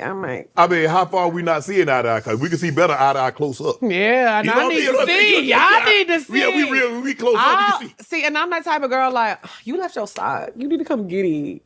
I think I left my hair tie over there. Come on. I need to come get my hair tie. That's my favorite hair tie, Shannon. Man, you left a sock. Yeah, Man, throw it away. Nah, I ain't throwing nothing away. You gonna come get it. Yeah, and I'm coming to send get your it. socks. We can send your look. And he coming to get more than that. I'm answering the door, oil down. I'm getting my man. Oh, you shined up? Uh-huh. From head to toe. No robe. Yeah. I'm gonna send my sister to get my stuff. Right. Same. I'm gonna send somebody to get it. Oh, you said it's a sock over there? That's okay, girl. You can throw it away. I don't need it. I've seen women say they could live on a planet with no men. No. We need men. Somebody gotta kill the bug. Who started that? You see what happened? Women, they keep saying this. I'm independent. Yes. But you want somebody to pay all. You do realize if somebody pays all your bills, paying your car note, paying your this, you're not independent. Yeah. Right. Facts. Do they do? But the independent women aren't the ones saying that. But do they understand what independent means? Yes, we I definitely think understand we do. because we're doing it. Okay. Yeah. We are in 2026, we're the most educated. We're buying the most real estate right now. Yes. We really doing it. Now, I think the people who are saying that are like, you know, if we were on a planet where there was no men, we would be a lot safer because we need men to protect us from other men. Mm-hmm. You know, when I'm in a vicinity full of women, I have a ball. I feel very safe. When men are around, that's when I gotta make sure ain't nobody. Who gonna buy y'all Range Rovers and purses if ain't no men there? She got a Range Rover. He bought it. No, but she on her third I'm one, on my baby. third. But you would have never got the Range Rover had he not gave you one. But I was still gonna would get have that got Range this Rover. one. She got Range Rover money. You calm down. I do. I do. We got the Rover money. And I we got promise you, I could go and get. I could Go go on, right now, why you gonna go get you one? G-Wagon right now? Go get that thing. I don't want it. You don't want no G-Wagon? I mean, maybe one day, but I just feel like I'm right now. I'm in my like investment. You ain't rich. era. You ain't rich like you What? supposed to. She ain't No. rich and right. Nope. But I'm in my investment era. Like I be taking my money and I be putting it in the market. I be putting it in my house. I'm really like looking at other house. Like I'm just a car is literally the last thing on my mind. So I mean, we got a little off topic, but I just feel like we're doing so much on our own. And Right. we're figuring this shit out. I can understand why they say that. Right. But I need me a little peen now. Yeah, we need Y'all got to stay Yeah. on my That's planet. unrealistic. I likes to have a dick. I need my man around. Yeah. Can men be friends with women? Strictly platonic. Nothing involved. Hey, that's my home girl. We cool. Hey, we go out to eat. We laugh and talk. Or he's waiting for an opportunity.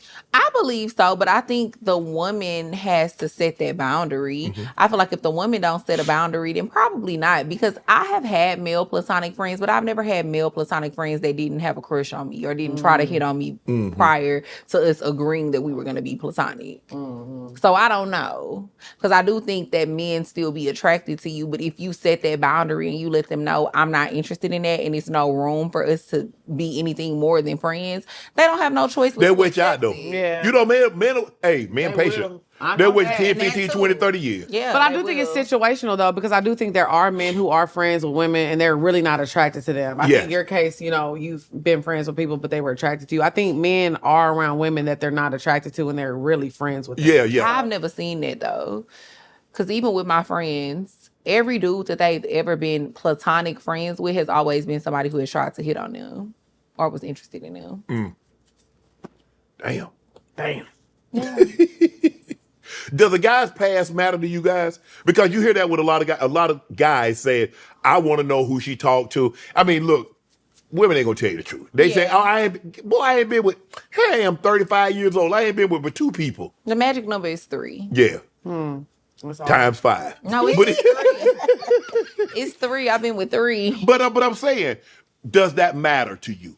Or do you need to know? Let's just say for the sake of argument, you dating this guy. His name is David. Do you want to know if he's been with someone famous in the industry like you are? Maybe they've been an entertainer. Maybe they've been a WNBA player or a soccer player. Do you need to know that? Do you need to know that? I think that's a male ego thing. That's more of something that the male ego cares about. Me as a woman, I don't care who you dated before me. Long as it wasn't one of my friends, one of my family members, and long as you ain't got no STDs. Yeah. And it's about how you carry yourself. I too. don't care. Like, as long as you was not no whore out here and out here for everybody. Right. I don't care that you had a past. Of course, you're in your 30s, you're in your 40s, you dated people before me. Yes. And that's okay. I expect that. But some women say it's okay. You done with him. You would feel some type of way if Lex dated someone from your past. You would feel some type of way if Dre dated someone from your past. Absolutely, because there's too many niggas in the world. Why are you dating somebody that I dated? Why are you dating somebody that I talked to? I feel That's a little as my weird. friend. You're a weirdo. Yeah. Because But I'm saying people do that. they do. I've had it That's done to me. What? Yes. You ain't no friend no more, are you? Yeah, but it's okay. What you gonna do? Get her back? No, I'm not. I was gonna say, what you try? But people be doing stuff. Yeah. They be doing too People much. be That's weird. that. But I feel the same way. Of all these women in the world, you have access to as many women as I have. Yeah. Man, hey, it just happened. It don't just happen. It be orchestrated and Yes, planned. you have been planning. Somebody been trying to put this plan in motion. Because you can always be like, no. Nah, if nah, somebody you try to nah, talk yeah. to you. But I had it happen to me, and I guess it more so hurt my feelings because she didn't tell me, and I had to find out through another friend. Oh. And it was like, you could have just told me. Do you think she was afraid it might hurt your feelings? You might be hurt? No, because it was like, it was just such a, I mean, me and him really dated, and then like they had really started dating, but it got too weird for no reason. Yeah. Only for him to, neither one of us are dealing with him now, so what was the point? So because if you and her are hanging out, he can't come around because he gonna feel some type of way. You might feel some type of way. She might feel some type of way. It's crazy because I didn't. It was just weird because I would just rather have heard it from her than heard it from somebody else. So it was just kind of like, it was pointless. It was really weird. I'm going to feel the type of way. Because you ain't got no business fucking with no nigga who took me on a date, tried to holler at me, had sex with me, none of that. Yeah. Damn, Drake. Yes, it's strict as fuck over here. So it's one. If you say, you know what, hey, bro, me and old boy done been intimate, cool. But you say, dude tried to holler at you and done been on a date, that's still off limits. Yes, because I also just feel like it's so many other people in the world for you to date. Why do you want to even date somebody who likes me, who is interested in me? Because I truly feel like attraction don't die. If somebody was attracted to you and they liked you at one point, they might still like you, and you was first choice, obviously, especially if your friend was always around. Right. You know what I mean? Yeah. So I just think it kind of gets weird like that. And to me, as a woman, you should want your own person and like you and want to date you. I don't know. I just think it's strange when friends do those type of things. Yeah, it's hard. I mean, to be in a relationship I've heard of people getting married to somebody, their homeboy girl. Now, I will say this, if it's different, now I'll say this, if it's somebody that I went on a date with and nothing came from it, and then he wants to talk to my friend, but he's very intentional and serious about dating her, and then they have a connection and they feel like they might be soulmates, I can understand that, and I'm not gonna get in the way of that, because we just went on a date. But if it's a situation where somebody is trying to talk to you and you know it's not nothing but them just trying to like with you for a little bit or you, and you go and talk to him, now I'm side-eyeing you because you're weird. The Jacksons said, She She said she keeping it in the family. That's a little too far, though. Oh, no. They cousin Some siblings. good coochie, though, clearly. It gotta be fine. She got that snapper. Hey, I don't know. No, I can't do no mess like that. Oh, that's crazy. They're cousins. Somebody that dated one of your friends? Yeah. You would? No, I've had that. No, I'm saying, but would you date a woman who has dated one of your friends? Y'all had before. How close? Exactly. I know. Your best friend. Oh, hell no. Like, even if they just went on a date. No. Even if I knew he was talking, no. Absolutely not. I'm the same way. Absolutely not. No. Hell no. We already know you strict. But I fuck that because that's loyalty. Best friend? Yeah. No, man. Come on. How? First of all, she done been sitting up there with him. And now all of a sudden we show up to an event, he's there, and now she's showing up with me. Right. Or she used to show up with me, and now she's showing up with him. Strange behavior. Yeah. So now I'm looking at you like, bro, you been out hustling her for a minute. Mm-hmm. This ain't just happened because we broke up. Yeah. You been waiting on your mom. Yeah. Mm-hmm. You just been waiting for Coach to put you in the game. Okay, put me in the game. You made the shot, but I'm just saying. Yeah. It be like that. I'm telling you. Yeah. That having to watch people. That's slimy behavior. I look. All my homeboys married anyway. Anyone that I really rock with like that. So you said I ain't gotta worry about it. Nah. But I don't get lined up. But I ain't really never been close to people like that. I mean, that happened to me one time. Really? My homeboy. We were best friends, and I was dating this one chick, and man, we broke up. We was just like dating. It wasn't no serious like we broke up. You know, you in high school, there ain't no breaking up. Yeah. You just stopped seeing each other. Yeah. There ain't no, I ain't seeing you no more. You just man. That's all right. Yeah. It be like that. I say, Lord, have mercy. He said, damn, that's fucked up. Yeah, I thought we was cool. Now, but you know, look, it wasn't that. Like I said, we've been best friends, so I was like, hey, it is what it is. That's what you wanted. Hey, you know he was my best friend. You know I mess with her. If y'all want to do that, take off. Yeah. Toxic. Who's more toxic, men or women? Equally both. Yeah. In my opinion. Because I think women be doing toxic shit. Yeah, too. y'all. But so do men. Y'all be treacherous. Not treacherous. Treacherous is crazy, but I think it's not talked about as much because I think it's an open discussion about what men do and the things that men do. But I think, you know, women, we have our ways Y'all for do. sure. You know, Y'all sneaky. and that's the thing Women though. are more sneaky than me. Women are a lot more player too. Yeah, y'all be doing some stuff, man. Look, if a woman find out you did something, she gonna get that lick back. But her lick gonna hurt. Boy, she gonna hit you way harder than you hit her. You do something bad to a woman, you look up next week, she's on a vacation, going shopping with a nigga, and you struggling right now. So she's purposely showing you this is the type of nigga I should have been dealing with rather than you. Oh, it's going down. You finna. Why you gonna hurt that man? You know that, didn't I? You know he ain't got it like that. Because I should have been with your ass anyway, and I kept telling your ass that. So you got to hit him when it hurts sometimes.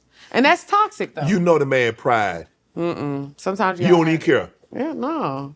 But that's the toxicity. That's what I'm saying. That's the old. That's the old you. Yes. Now there's been a rebirth in Lex. Man, when I tell you I was in a relationship and the things that man did to me, I could really just go in, and I didn't. I just let go and I let God, and I received my blessings from cutting that off. Right. So now I've learned when somebody does you wrong or hurts you or does weird shit to you, you just let God deal with it, and you just continue to move in grace. I don't know. You should always be worried about how I'm coming and when. Damn, great. Facts. I'm going to let God handle it, but it will be 10 years later, 20 years later. Keep your eye. If you ever did something messed up to me, keep your eye open. No. God gonna handle it in the afterlife. I'm gonna deal with it in the meantime. Right now. In this life. Exactly. Yeah, he'll deal with it on the other side. I got you on this side. But while we here, I got something to say. Man, are there any breakups you regret? Do you ever look back on a relationship and say, damn, I let that go too early? No, I don't. Because I think everything happens for a reason. I think if things don't work out, it didn't work out because it wasn't supposed to. Like maybe y'all weren't aligned in that moment. It was the wrong time and place. And maybe too, sometimes it's just not your person. Just because you love somebody a lot, I think people try to force situations a lot. And just because you want to force it and you desperately want it to work because you love them, that does not mean that that's the person that you're supposed to be with. You're right. And I think we have to be okay with God's timing on things. I think that when you find the person that's for you, you gonna know. Like that's what everybody who has found a soulmate says. Like they're like, when you know, you know. No. And I truly feel that way. And I don't know that I've had that experience yet. I've had it before and I did feel like it was my person, but then certain things started happening and I was like, I don't know. I don't think this is who God got for me. Yeah. I agree. I just feel like I don't have one that got away. Yeah. I feel like when I leave situations and I'm really, really done, the way my life just goes, I'm like, this was a great decision that I let you go. Yeah. Like I don't have not one person from my past where I'm like, dang, I wish not one. Right. Or because sometimes you ask God to show you a sign, and I just happened to be standing up under the tree, and the guy cut the limb off and hit me in the head. I'm telling you. Was that God or was that the man I was just at the wrong place at the wrong time? Oh my God. You be like, not that sign. Yeah, send me something else, please. Send something else. That couldn't have been it. Yeah. Should you delete, if you posted your ex on social media, you start a new relationship, Are you deleting all the photos that you had up before? He wasn't there to begin with. Because you're not posting anything to begin with. No, once I get a ring, I'll post my man. But Right. up until then, no. I believe in a private life. Yeah, see that? Yeah. Yeah. But- It's crazy because like me in my early 20s, like I didn't have this job. I Yeah. wasn't doing this. Yeah. So I used to post my man all the time. But it was on Facebook. I was a Facebook girl. Oh, you fake it? And it was so funny because we talked about this on the episode with Jess Hilarious, and I was like, oh my gosh, I went on my Facebook and he's still all over my Facebook. You ain't gonna delete them? I mean, my Facebook is private though. Like Yeah. nobody can get in there. Like nobody, it's Except just your my friends yeah, and my your family, because that was when Facebook was really for close friends and yeah. friends. So nobody can see it, but they're definitely still there. But I don't be on my personal page like that. So. Yeah. I don't post though. Right. I'm not posting a man. You go through your guy's phone? Have you Hell no. Have you ever gone through a guy's phone? Once, and I'll never do that shit again because I lost 20 pounds. You saw what? Fuck a diet. What If you you see? want to lose weight, go through that nigga phone.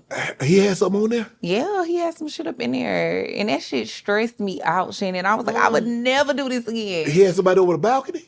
No, it wasn't nothing. It wasn't nothing like that. But it was definitely just like, I don't know. It wasn't no shit I was expecting to see. I wasn't expecting to see him talking to so many people. Damn.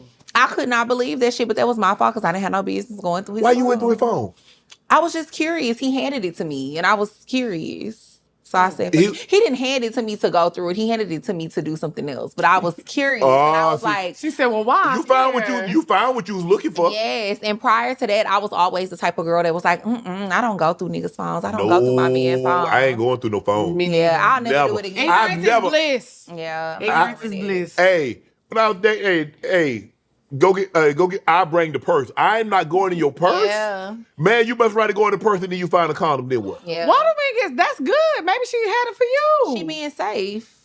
Yeah, why do men be so upset when they find condoms in a woman's like house? Because that man know y'all ain't using them, Oh. and it ain't the kind. Hey, Not freaky Shannon. Yeah, We don't yeah. use those. he using Trojan. You got a magnum in your purse. Oh, now you throw it up. Oh, shit. Now you throw it up. Oh, my God. Okay, you right. Hell to the dog. Okay, that's fair. Do you tell your friends about your relationship? Because that's a very tricky situation. Yeah. Mm-hmm. If you do, how soon do you tell a friend about a new relationship? I tell certain friends about my relationship. I don't talk to all my friends equally about Right. my business, if I'm being honest. So it's the ones that I feel like I can trust with the information and I know not judging me or like not happy if something goes wrong. Because I feel like sometimes even when people be your friends, you know when they don't really be happy for you. Of course. Yeah. Y'all can still be cool. Yeah. And I feel like people love you because sometimes it's not about you. It be more so about them. You know? Yeah. So I think you just have to have that discernment when it comes to talking to your friends about your relationship. Yeah, I agree. I feel like you should be careful what you share with your friends, especially if you're not finna leave that man. Right. That too. You know what I'm saying? Like, you know you're not finna leave, and so when you stay and your friend who cares about you and loves you wants more for you, you're not gonna want to hear that. Right. So I feel like That a lot mess up your relationship. Yeah. So I feel like a lot of times I'm the same way. I have certain friends I share certain things with. Have you guys, you've done, I don't know how many episodes, 100, 200 episodes. Have you had somebody on your pod and you've been starstruck? Oh, yes. Starstruck, I always say like the closest that I think I've come, because I be keeping shit player though. Yeah, Like Yeah. even if You do, yeah. You don't even know. They don't even know. Like we be, even if yeah. internally I be fangirl and I be like, okay, let me keep it cute, let me keep it together. Probably the most starstruck I've been is when we had Sierra on the show. Okay. Yeah. Because I love me some Sierra. It's just such a surreal thing when you get to interview people, Yes. and talk to people that you watched growing up. Absolutely. That you used to see on beats. Yes, You know, when I'm yes. in the park and stuff. So sometimes it's just like, wow, this is crazy. This is my life. But yeah, that was probably the number one person I was a little starstruck by. I was definitely starstruck with Sierra, but I always say this because like T-Pain, college Yeah. days, like Yeah. I used to be in the club listening to T-Pain. So like when we collaborated with him, because we went on his podcast Yes. first, and we just really had a ball. Like, so that was like a moment I was like, this is like really my job. And then that was like earlier in our Yeah. like Early podcast getting started, journey. yes. Yeah. So I was like, damn, okay, we really doing something. Yes. We got something special. So Yes. it was definitely T-Pain for me for sure. When you, is there anybody that you haven't met that you like to have on the pod? Beyonce. Beyonce. We gonna do you right, B. I promise. We can talk about sacred. Y'all gonna be fangirling too much. No, we not. No, we not. We gonna We keep it cute. Yes, we always keep We it know cute. how to keep it cute. Yes, we really do. Do you guys ever feel the need to change your accent? Because I remember when I first went on television, I went to all these therapists and tried to enunciate everything. I was trying to be like Ed Bradley. I was trying to be like James Brown. And then I just finally realized, hold on. Charles Barkley country than me. Yeah. And they love him. Yeah. So I'm like, nah, I need to be more like Charles Barkley than Ed Bradley and James Brown. Right. I don't know. I never felt that way. Like, I feel like my accent and my voice is what makes me unique, and it's what makes me stand out. And it's one of those things that either people really gravitate towards it and they love it, or they hate it. Either way, it don't matter. The check's still clear. Yeah, that's all I need to know. And I think too, people have this misconception that just because you're Southern and you have an accent that you aren't intelligent. The two don't correlate. I don't know what. Oh, South, you dumb. Yeah. Yeah. Bro. They do that a lot. Where did you get that from? Yeah. We educated. We degreed up. Absolutely. And I think that's the thing about social media now with, like I said, podcasting, creating content. We are getting away from that cookie cutter stuff. Yeah. I want to see people who are really themselves. That's the content that I connect to. Right. So I think for a while, people were trying to be like other people, but it didn't work. I think for longevity and anything you're trying to do, you need to be yourself. You got to be authentic. Yep. You got to be you. Yep. Because I you can be agree. that more. You can be that better than anybody else can Absolutely. be. Yes. And I think and that's what makes you you, because they're like, damn, she really talks like that. That is really her. That's really her. When for people real. hear Ocho and I and Joe talk, like man, they talk just like we be talking at the barbershop, or just like we talking around the cookout. That's how they talk. Yeah.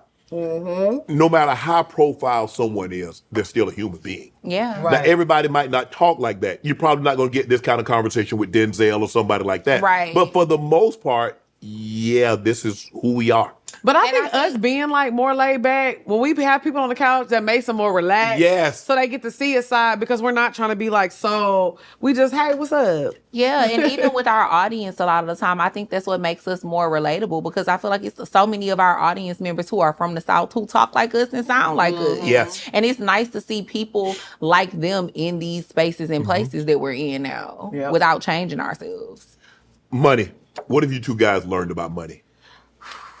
It takes money to make money. Yeah. Like being a business owner, oh my gosh. It's expensive. Who you telling? You know what I'm saying? Yes. And gotta pay them invoices. You have to pay them invoices, but I think I love being a business owner that, like, they know if you work with Poor Minds, you getting paid. If you work with Lex P, you getting paid. Yeah. And I take pride in that, and like handling my business and being somebody that's like enjoyable to work for as well. Yes. I think everybody that works for me and Drea could say, like, I'm not necessarily a micromanager, but just get the job Do done. your job. Do your job. Yep. This will be a pleasant space for you to work in. Just do your job. So that's one thing about, money. When you see people who are multimillionaires, they're spending millions. It takes money to make money. Yes. You do. It take a lot of money. And people don't understand. Podcasting. Oh no, to do a podcast right, you got to have camera, you got to have a film crew, you got to have editors, you got to have producers, and you got to have graphics. Hey, it's expensive. Yes, and you got to have a social media team. Yep. It costs money. It does. And I will also say too, just as a woman, being okay with being stern. Yes. And knowing what you want. Yes. And standing in that and not being afraid to, I don't want to say come off like a bitch, but I remember Beyonce did an interview a really long time ago, and she said in business, you could be polite, but you still have to be stern. And Yes. you still have to let people know what you like. But it's crazy because a lot of the time, I think as a woman, people will take it that way. Like, oh, she's being bitch. Whereas with men can say the same thing, and then, oh, he's a boss. Yeah. He know what he wants. He's Right. assertive. Right. But with women, they don't take it the same Right. way. So I think I'm becoming okay with stepping into that role of just being okay with being assertive. And if people don't like it, that's fine. But I know how I want things. Correct. And I'm not going to stop until it's exactly what I want. Yeah. You're going to do it my way, or you're going to go do Or it for you somebody going else. to do it on the highway. Yeah. Ain't but one way to do things. Because I'm paying. Right. Yes. You're not doing this for free. If you're doing it for free and you want to do it this way, okay. But if I'm paying you, you're going to do it the way I say. Yeah. Yeah. And it's okay to be particular. Like, it's okay to like things the way you like it. Right. Because you the one with the vision. Right. Yep. Yeah, and I don't micromanage anybody. As long as you do your job, we cool. We're the same way. Yeah, we don't believe in that micromanaging. Do your job. Yeah. As long as you do your job in a timely manner. Look, we know we got deadlines. We know we got to have this done. Do it. Just meet the deadline, man. That's all it. I want. Yeah. If you get everything done, if we got to have deadline, this thing got to be out by Wednesday, and you do it at 12:59, 11:59 Tuesday night. I'm cool. Yeah. Just get it done. I ain't finna be you're not finna have my blood pressure running up, and I'm paying you and my blood pressure high. As soon as it's like, I'm feeling like, yeah, I'm having to pick up the slack a little bit, you got to go. Yeah. You got to go. And when it come to money, pay them taxes. Put money aside for your taxes. I think that's Oh, something my people goodness. don't talk about enough. Yeah. Every time you get paid, put at least 10 to 20% aside for your taxes. Easy. God, you have to. If you're in business, it's best to play them quarterly. That too. Yeah. You don't want that money coming out once. Oh my gosh. When I tell you them first few years, I said, hey, Yeah. slow down, Uncle Sam. Even though it's the same amount, it's going to add up to that once. Yeah. It's just something about quarterly, like, okay, that ain't that bad. Yeah, that quarterly don't hit as bad. Yeah. as It's that. bad, but that one time, You have to make you I mean, pay. you all this. Yeah. I said, hey, y'all gonna get it when I got it. You need to put me on the paint. Y'all got Payment Klarna? plan. Yeah. Hey, I need Klarna. I be asking, I say, which one of y'all Uncle Sam? Right. 'Cause I know you did a camera, you did a producer, you did something to be taking this It's kind of money out my crazy. check. It's crazy. It is insane. How is it working with your best friend? For the most part, I feel like it's cool. Like, it's great working with your best friend. But also, I think a lot of the time people fail to realize that although we are best friends, it's still real business that's being handled. So sometimes Yes. you have to take the friend hat off and you have to be business partners. yeah. There's big business going on. Yes, and have the hard Yeah. conversations and stuff like that. How do you handle disagreements though? Because like you said, you guys have been friends, and when you became friends, you wasn't in business. Yeah. And there was no money involved. It was just friendship. Yeah. And now there's all of a sudden, there's friendship and there's money. Yeah. And you can't let one get in the front of the other or it will ruin both. Right. I think just how she said though, like we have uncomfortable conversations. Okay. And also like we don't have a lot of ego when it comes to this. We know that like we are both here because we bring something very important to the table. Yeah. A lot of times when you see people like splitting up, because especially in the podcast world, Yeah. they cannot keep a podcast together. But it's because people start feeling like, oh, I'm the Beyonce of the group. Yes. Like, everybody start feeling that Yeah. way. And it's just like, no, that's not it. Ain't nobody came to see you older. Hey, come on now. So I think having uncomfortable conversations, Yes. understanding like, sometimes you do need a little space. Yeah. Being understanding, giving people grace. Like sometimes one person can't show up as much as the other, vice versa, whatever. Right.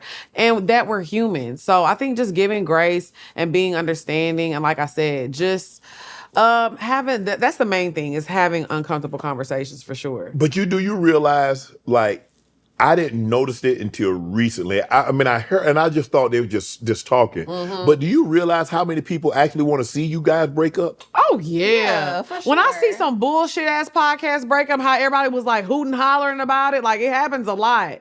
And I'm like, Because oh I'm like, yeah. Yeah, 'cause it people was definitely like- want that. obviously Ocho and I started this thing together, and we just brought Joe on full time.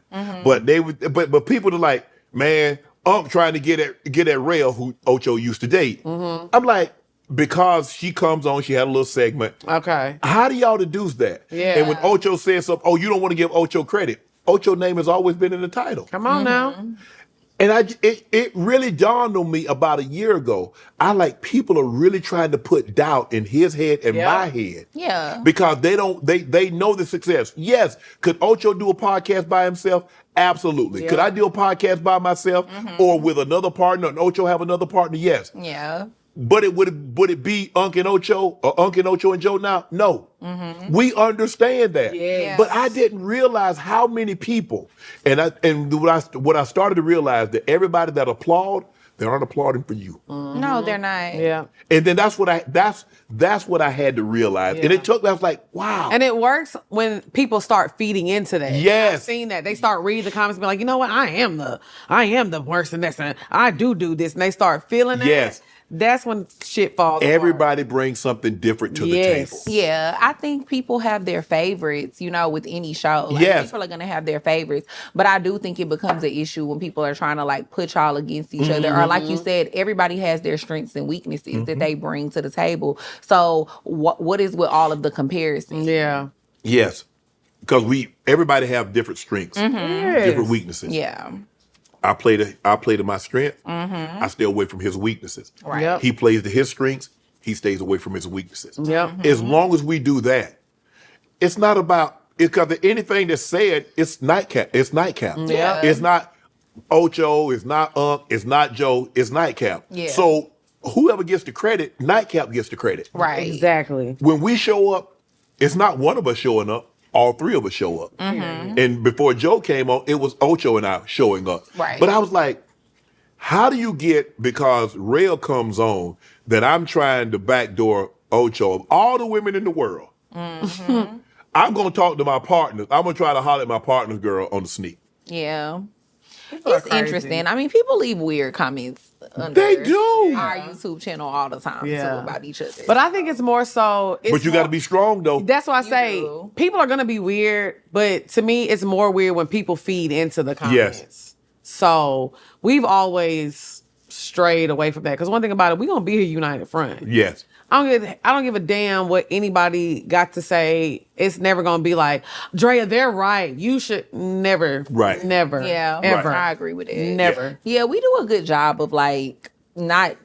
I'm not gonna say not paying attention to it because you're human. Yes. Like you Yeah. see the comments. So Yeah. I'm not gonna act like we don't see them. Yes. But when we have conversations about it off camera, and then when we on the show, we be like, "Girl, fuck these We people." always But have we a be good having the feed. same conversations off camera. We be Yeah. like, "Man, fuck these people. These people weird." Girl, did you see? We be sitting next to each other. Girl, did you see this comment? Yeah. This person weird as hell. Yeah. Because people really do want to put you against your friend. And Yes. they really do want to compare y'all. Like they'll try to compare y'all personalities. They'll try to compare your looks. Yes. Like just all type of unnecessary stuff. Just watch the content and enjoy That's it. And if you don't like it, go watch some other content. It's so How good. they got 40,000 podcasts. Thank you. Go watch 40,000. them. For whatever you into, people love to say, "Oh, we don't talk about serious topics. We don't talk about." But they things got that's 10,000 podcasts that do. They do. They do. So go watch those. This is supposed to be fun. It's supposed to be lighthearted banter between two friends having a good time. If you want something serious, it's out there. And they always like, you ought to have this person on your podcast. I said, well, who podcast you seen Oprah on? You seen Jay-Z on? Exactly. All these people that you telling me I should have, they ain't on nobody else's podcast. Right. Or you reach out to them. I tell them, say, you know what? You get one. Yeah, tell Jay-Z he need to come on Club Shay. Right. Tell Oprah she need to come on Club Shay Shay. Exactly. I'll graciously accept. Because they think it's that easy. Yeah. It's people don't hard. realize it's very hard to do these because you're doing 52. I mean, we do one every week. Yeah. So that's 52. And we've been going to this thing now, what, CJ, since 2020? So 6 years.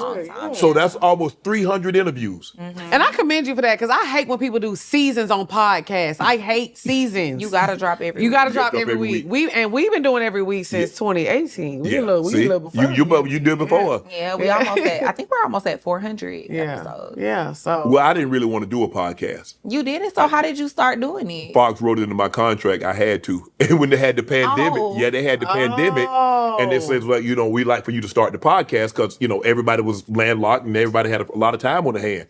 And CJ was at Fox. I brought it, he came with me when I, went on my own. I'm like, CJ, man, podcast, I mean, how am I going to get people, what am I going to do? Yeah. He's like, just go on your phone, the most famous people that you got. and look at it. That's crazy. So I think that gave me the look because we came out, we had Snoop Dogg and Ice Cube and Money Mayweather Yes. and Rick Ross and, we had heavyweights coming out the gate. Out the gate, They're like, well, yeah. damn. Yeah. Nobody really had it like that. And then, we just grew organically from 500 followers to now what we have now. It's just unbelievable. I never thought Club Shay Shay would be this successful. It's crazy. Really? No. We manifested this too because when you came to Atlanta and you did Carlos' episode, you filmed in our room. Yeah. Oh, did I? That was our room that you filmed. Okay. In our studio. No shade, we got the nicest room in 85. Okay. Like, ours is decked out. Okay. It's real nice. So it was like, that means we on the way to Club Shay was Shay. like, it's coming. It's coming. We can feel it. Well, I appreciate you guys. That means a lot. You guys are signed to 85 South Media, Carlos Miller. What has Carlos meant for you guys' career? Oh, Carlos has been amazing. Like, I feel like he's been an instrumental part of our career because he kind of gave us the opportunity, you know what I mean? When we were still filming at my apartment, before we were ever even in the studio, he pulled up to my apartment and recorded with us. Yeah, he was on your living room floor. Yes, he was, literally. Yes. And then like a few years later, the show grown. That's all right. It's that brown. It's taking it down. The show had grew a little bit more, and then he, offered for us to come on 85 South. So we went on 85 South, and that really like catapulted our show to another level because I think that episode got like 1 million views in like 2 or 3 days. Yes. Yeah. And so that helped us get a lot more viewership. And then they ended up asking us, did we want to sign to them? Because they were trying to start a management company and we were going to be the first people that they signed. Right. So they signed us. We was kind of like they guinea pigs a little bit, but it ended up working out Right. amazingly. And Carlos and 85 South have just been such a blessing in our lives with the show. They really cleaned up our business too. Like we didn't know what we're doing, what we were doing, but they have taught us so much. And like we were getting so many no's, and Carlos was the one yes. And it's crazy because all them no's came back like, hey, when that finishes up, y'all can come over here. We're like, No, we nah. good. Yeah, so You had your chance. and we're proof that all you need is one yes. That's so it. I'm cool with all these no's because I know once I get that one yes, it be up. That's so. solid. Both of you guys have lost a parent, Mm-hmm. and that's something that you guys can relate to. Obviously, you both been bartenders. You're partners now. You grow. So how's it? Have you guys talked about what it's like losing a parent? Yeah, we've talked about it a lot of times. I mean, because it's something that we still deal with. I don't think grief ever stops. If anything, like as time progresses, it just comes more in waves. Yeah. So you'll think that you're in a good space and then something will happen where it triggers you and it reminds you of that person and it brings you back to those old memories and now you an emotional wreck. But like I will say, for me now, when it comes to my dad, when I think about him, when I do cry, it's more happy tears than me being really sad, like how I was in the beginning. But I mean, it's difficult, especially doing it while navigating being a public figure and being a social media kind of personality. Because I remember the day my dad passed away, I had to still record Poor Minds. And still to this day, when people watch the episode, they always say they couldn't tell that I had just lost my dad. Well, you did an unbelievable job then. Thank you. And but I felt like that's what I had to do because back then we weren't batch recording either. So if we didn't record an episode that week, it wasn't going to be We ain't get no money. If we ain't get no money, we got to pay. Right. But I mean, it's extremely difficult. And I think the hardest part about it is that when you start to reach this level of success, you wish the person was here to be able to see it, especially because it's your parent and all of the sacrifices that they made is part of the reason why you are who you are today. Yeah, I agree with that. It was the same for me. Like when my mom passed, we were about to start our second tour. Yeah. So it's kind of like, okay, do you still want to do the tour or not? Right. And I always just like every decision I make still to this day is like, okay, I try to put myself like, what will my mom want to see? What would she want? So I think it's so hard to navigate because, people be like, oh, she's here, she sees you, but it's not the same. It's not the same. The physical, we know she's here in spirit. And to see this. Yes. To see this. I mean, because my mom was there. Like, my mom was the one in the comments. I'd be like, Mom, stop. They'd be like, in the comments, oh, who are these two girls? Those are my babies. Like, she was in the comments, fight for her life. Yeah, she was. So I know that she would be like so happy to see this, but it's definitely a hard club to be a part of, and you don't understand it until you're in it. You know what I mean? So I think one thing that I have found joy in is just like, I find joy in bringing people joy. You know, because sometimes I don't have a lot of joy, but when I see people be like, man, Lex, you and Drea made me laugh so hard today. Like that fills that void of, because that's how my mom was for me. When I was feeling bad, she'd be like, girl, do you know who you are? Like my mom, because we from a small town, so she used to swear up and down. She was like the Michelle Obama of Orange, Texas. Yeah. So she was like, do you know who you are? Like she would always remind me of who I was. So I think we're just kind of living in our purpose for our parents. Mm-hmm. What do you think the most important thing that you learned from your parents? To be kind, because kindness doesn't cost anything. Like, I'm just always so shocked, especially being in the space that we are in now, especially with like having a team and having employees. Sometimes I get on the internet and I see how people treat the people that work for them who help make their business run the way that it runs. And it shocks me. Or even just, we're in a time where people feel like they have to record everything, how people treat homeless people, how they treat waitresses at restaurants.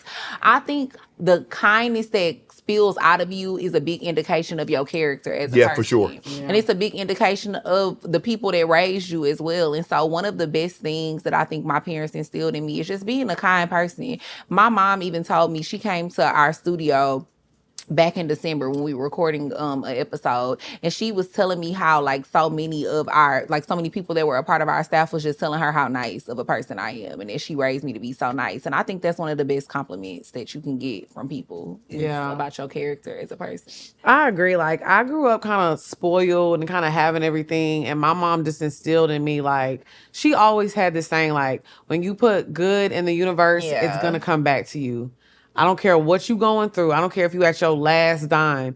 You don't let people use you or make you feel like less than. And then you want to, I'm going to show you. I don't have that revenge spirit in me. Yes. I'm not a spiteful person. I've had some people do the meanest, nastiest things to me. And I still don't have that spirit in me to do anything back to you. Right. Because you know what? That's why I say God bless you, and I send people on their way. Right. Because I continue to put good energy in the world. Do I slip up? Yes, but I'm still a human being. But I continue to put that good energy in the world, and I think my life is a testament of the energy that I've put into the world. So that was something my mom always said to me. She was like, well, if you do good and do right by people, you will receive your blessings in life. And my life is one big blessing for sure. Drea, have you ever had a conversation with your mom? Because your mom was extremely young when she conceived you. Mm-hmm. I mean, not even a teenager quite. Yeah. Did you like, when you have you had a conversation with your mom about that? Yeah, we've had conversations about that, but I didn't grow up with her. Right. Well, I did, but I thought she was my cousin. So your grandmother probably. Well, my great aunt raised me. But I have had conversations with my biological mom, and I think honestly, still to this day, that's why we don't have a extremely close relationship, because it was a difficult situation for her to navigate. In childhood and even now in adulthood. Because she was a child. But it was also like a chain of traumatic events that led to that ended up being the outcome for her, of her getting pregnant at such a young age. So I think it's just very traumatic for her. And sometimes I think that I'm, in a lot of ways, a reminder of that. And she hasn't healed or grown. And she can't verbalize. She can't explain to you, and she can't quite put into words of what not only that it did to her, but probably her not being there for you. Yeah, and I think in a lot of ways, like being a child, when that happened to her, she felt like a lot of the adults in her life weren't there for her. Yes. And they didn't protect her. Yes. And so she has kind of an estranged relationship with some of the people in our family as well. I can see that, because I'm of that generation, and I understand, because they look at women young ladies that had. She was a child. Yeah. When they have kids at that age, she was fast. Yeah. She asked for it. She put herself in that situation. Right. So I know what people around there, because I've been in situations and I've seen people have kids at a very young age, and they brought that on themselves. That's a child. Yeah. No matter what you think, fancy or this or grown, she was grown. That is a child. Yes. A child deserves protection. Yeah. Absolutely. Not scorn, not ridicule. And how do you, when she grew up like that, and having to place you there, and like you said, a lot of times that's what they do. Oh, that's your cousin, that's your sister, that's your auntie. Yep. How old were you when you found out that was your mom? I was 18, but I already knew though. You really? Yeah. How did you know? Because we look alike. Really? Yeah, and so for me to be adopted from outside of my family, and I happen to look so much like my cousin who's 12 years older than me, right, who I grew up around, kind of strange a little bit. And then I also I look like her and her sister. Yeah. So I thought it was really weird. And my mom that raised me, like growing up, she would tell me little things here and there about my biological mom. Right. So I kind of just started putting two and two together. And so by the time I was 18 and they took me out to dinner and they told me, I wasn't really that shocked. So I already knew. When they finally told you, even though you had some inclination that this was your biological mom, was she there? Did she cry? Did you cry? What were the emotions that you felt that came pouring out because you finally had the answer? You surmised that this might be my mom, but to know it wholeheartedly, that this is my mom. I knew this all along, but I finally got the answers. I finally got the truth that this is her. It was a lot of emotion. So yeah, she was there. My mom that raised me was there, which is really my great aunt. And then her mom was there. My biological mom, her mom was there. So my biological grandma. Yeah. So all of us were there. And I remember like I said, I already knew. So I wasn't super shocked, but I did feel a certain sense of like betrayal. That's what I was going to say. I was going to say you felt betrayed. Yeah, I did, because I just couldn't believe, and by everybody but my mom that raised me, because she was always as honest as she could be considering the circumstances. Right. Her and my dad were always really honest with me. But I felt really betrayed by my biological mom and my biological grandma. Because I just felt like, how could y'all let all this time go by and not want me to know this information? And then I found out that they never wanted me to know. It was really my mom that raised me that pushed for me to find out about the whole situation and everything. So it was definitely really difficult. And I cried a lot for a really long time. And then we tried to start having a better relationship because we were never really close to begin with. But we tried to start having a good relationship, and then over the years it's just kind of been like this up and down type of relationship where we tried and we don't speak, we tried and we don't speak. Did you feel like 18 years is a long time? Because the question is this what I always tell people? Are you trying to go back and get what you lost, or are you trying to start from 18 and move forward? Because you can't go back to 18 and get what you lost. That's never coming back. You got to start at 18 and move forward. I think that you should be trying to move forward, but I also think that has to be on both people to want the same thing. And for me, it was something that I wanted. Right. And still to this day, it's something that I'm open to having with her. But I think she has to get to a point to where she's okay with having that type of, like, having a closer relationship with me. Right. And then I have a little sister now. So sometimes I do wish I could be closer to my little sister, but we don't really have a relationship. So that's difficult. It's hard because my little sister is like 8. Wow. So yeah. Damn, I forgot she is older now. I'll be shocked every time I hear it. It's a lot. It is. It's difficult. But again, I think it's feelings and emotions that she has to work through that I've learned to not internalize, going to therapy and stuff myself. It's things that I can't hold against her or internalize or feel like it's about me, because it's literally not about me. It's about her.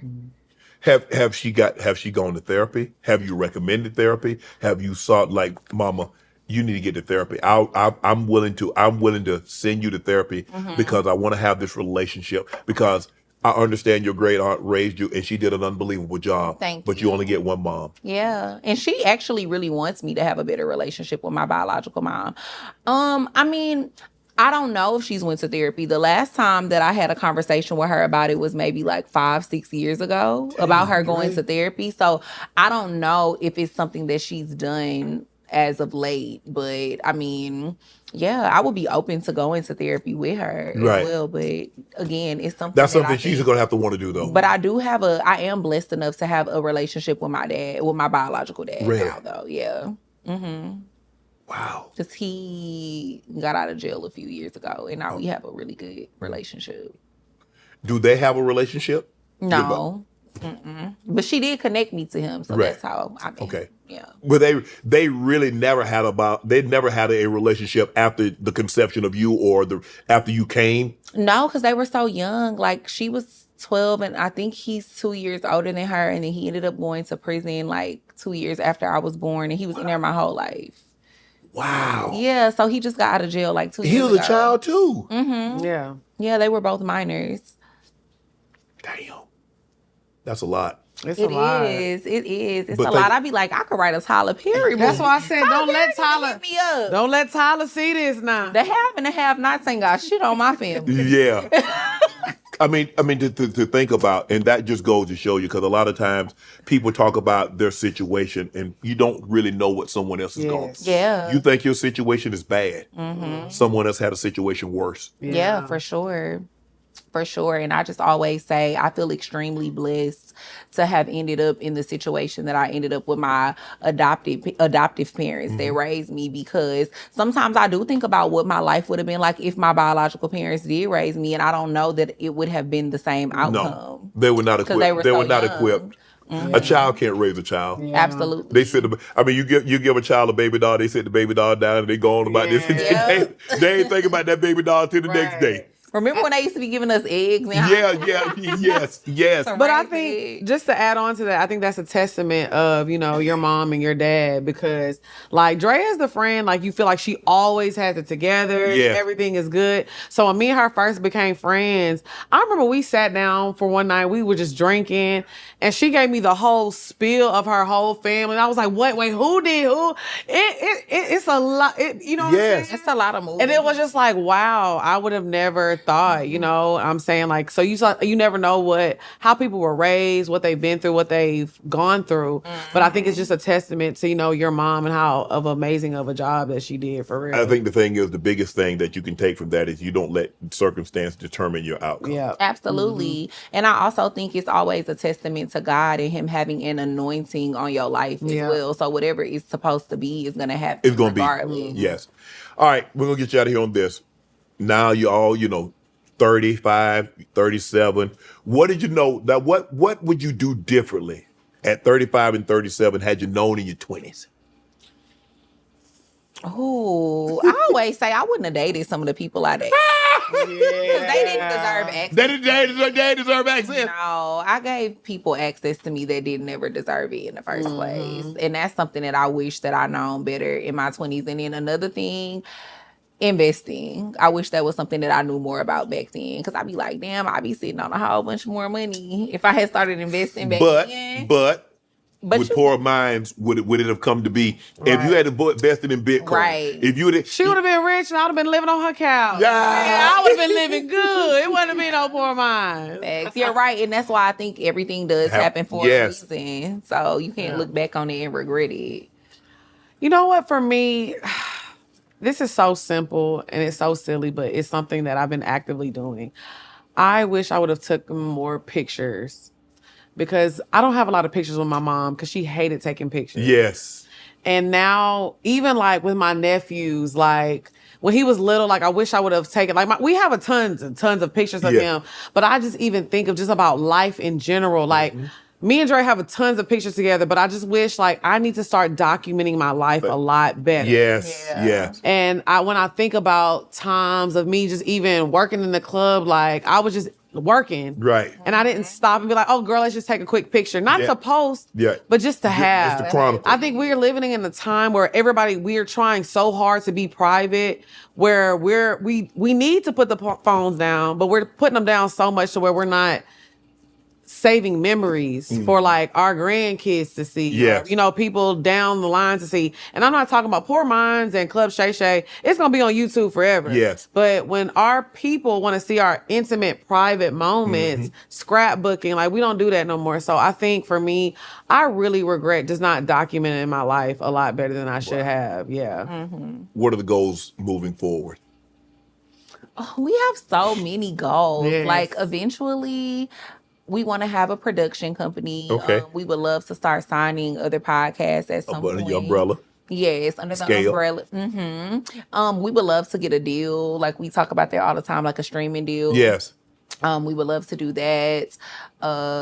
We would love to get another TV show because I feel like, we had Travel Queens last year, which was our reality show, and it was so good. Like, I feel like it really deserved a second season, but it didn't end up happening for like a lot of different behind the scenes reasons. It wasn't us though. It wasn't us for all y'all out there. We brought the heat. Yeah, but we would love to have another reality show. For me personally, I have my cosmetics brand, Muse Beauty. Okay. It's musebeautycollection.com. So you about to be Rihanna, Kim K, Kylie? I'm trying. So like my next goal is to end up being in Ulta, Sephora. And just grow and scale it to a multi-million-dollar company. And same thing with Pour Minds, just growing and scaling it to a multi-million-dollar company. Yeah, I'm the same. Like, I feel like Pour Minds, we have so much that we have to do. And I just feel like we just haven't scratched the surface on all of that. And then I have my personal podcast, Love Lex P. I have fun with that.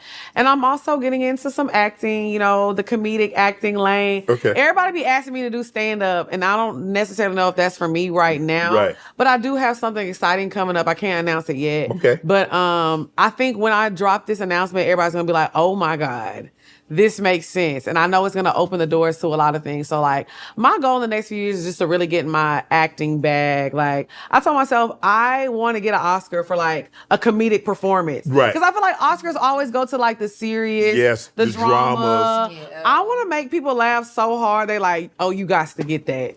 So my goals outside of Pour Minds, like I really want to focus on my acting and, do all that stuff. What can people expect from the live show? Ooh. It's such a fun experience. Like, I don't even know how to explain it, to be honest. Like, we always say it's kind of like having a girls' night in with your homegirls. Yeah. Mixed with maybe a variety show a little bit. Yes. So, I mean, you can expect some twerking. You Some can expect singing. some singing. You can expect some jokes. You can expect some serious conversations. We also gonna give advice. We might shed a few tears.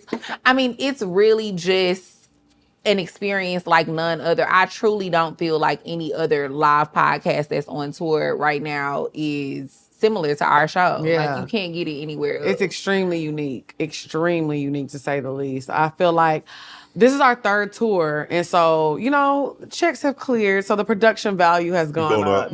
We have more of a staff now. Yes. It's more organized. Like, we used to be on the way to the show, be like, what we finna do? What we finna talk about? But like now it's organized. And it's just a really good We got a time. rundown. We got a rundown. We are prepared.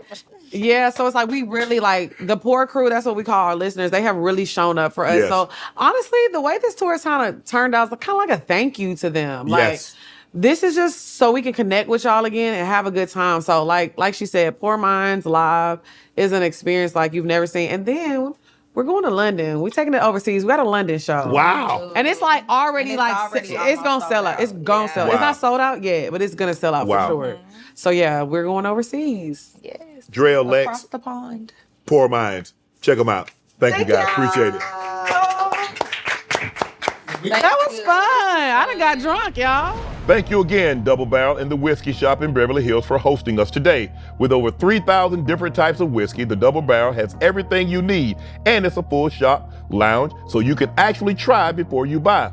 Family run and operated with locations in Calabasas at Saddle Peak Lounge and here in Beverly Hills. The Double Barrel and Whiskey Shop is the place for all your whiskey needs. Thank you again to the Double Barrel and Whiskey Shop for having us. All my life, been grinding all my life. Sacrifice, hustle paid the price. Want a slice, got to roll the dice, that's why. All my life, I've been grinding all my life. Look, all my life, been grinding all my life. Sacrifice, hustle paid the price. Want a slice, got to roll the dice, that's why.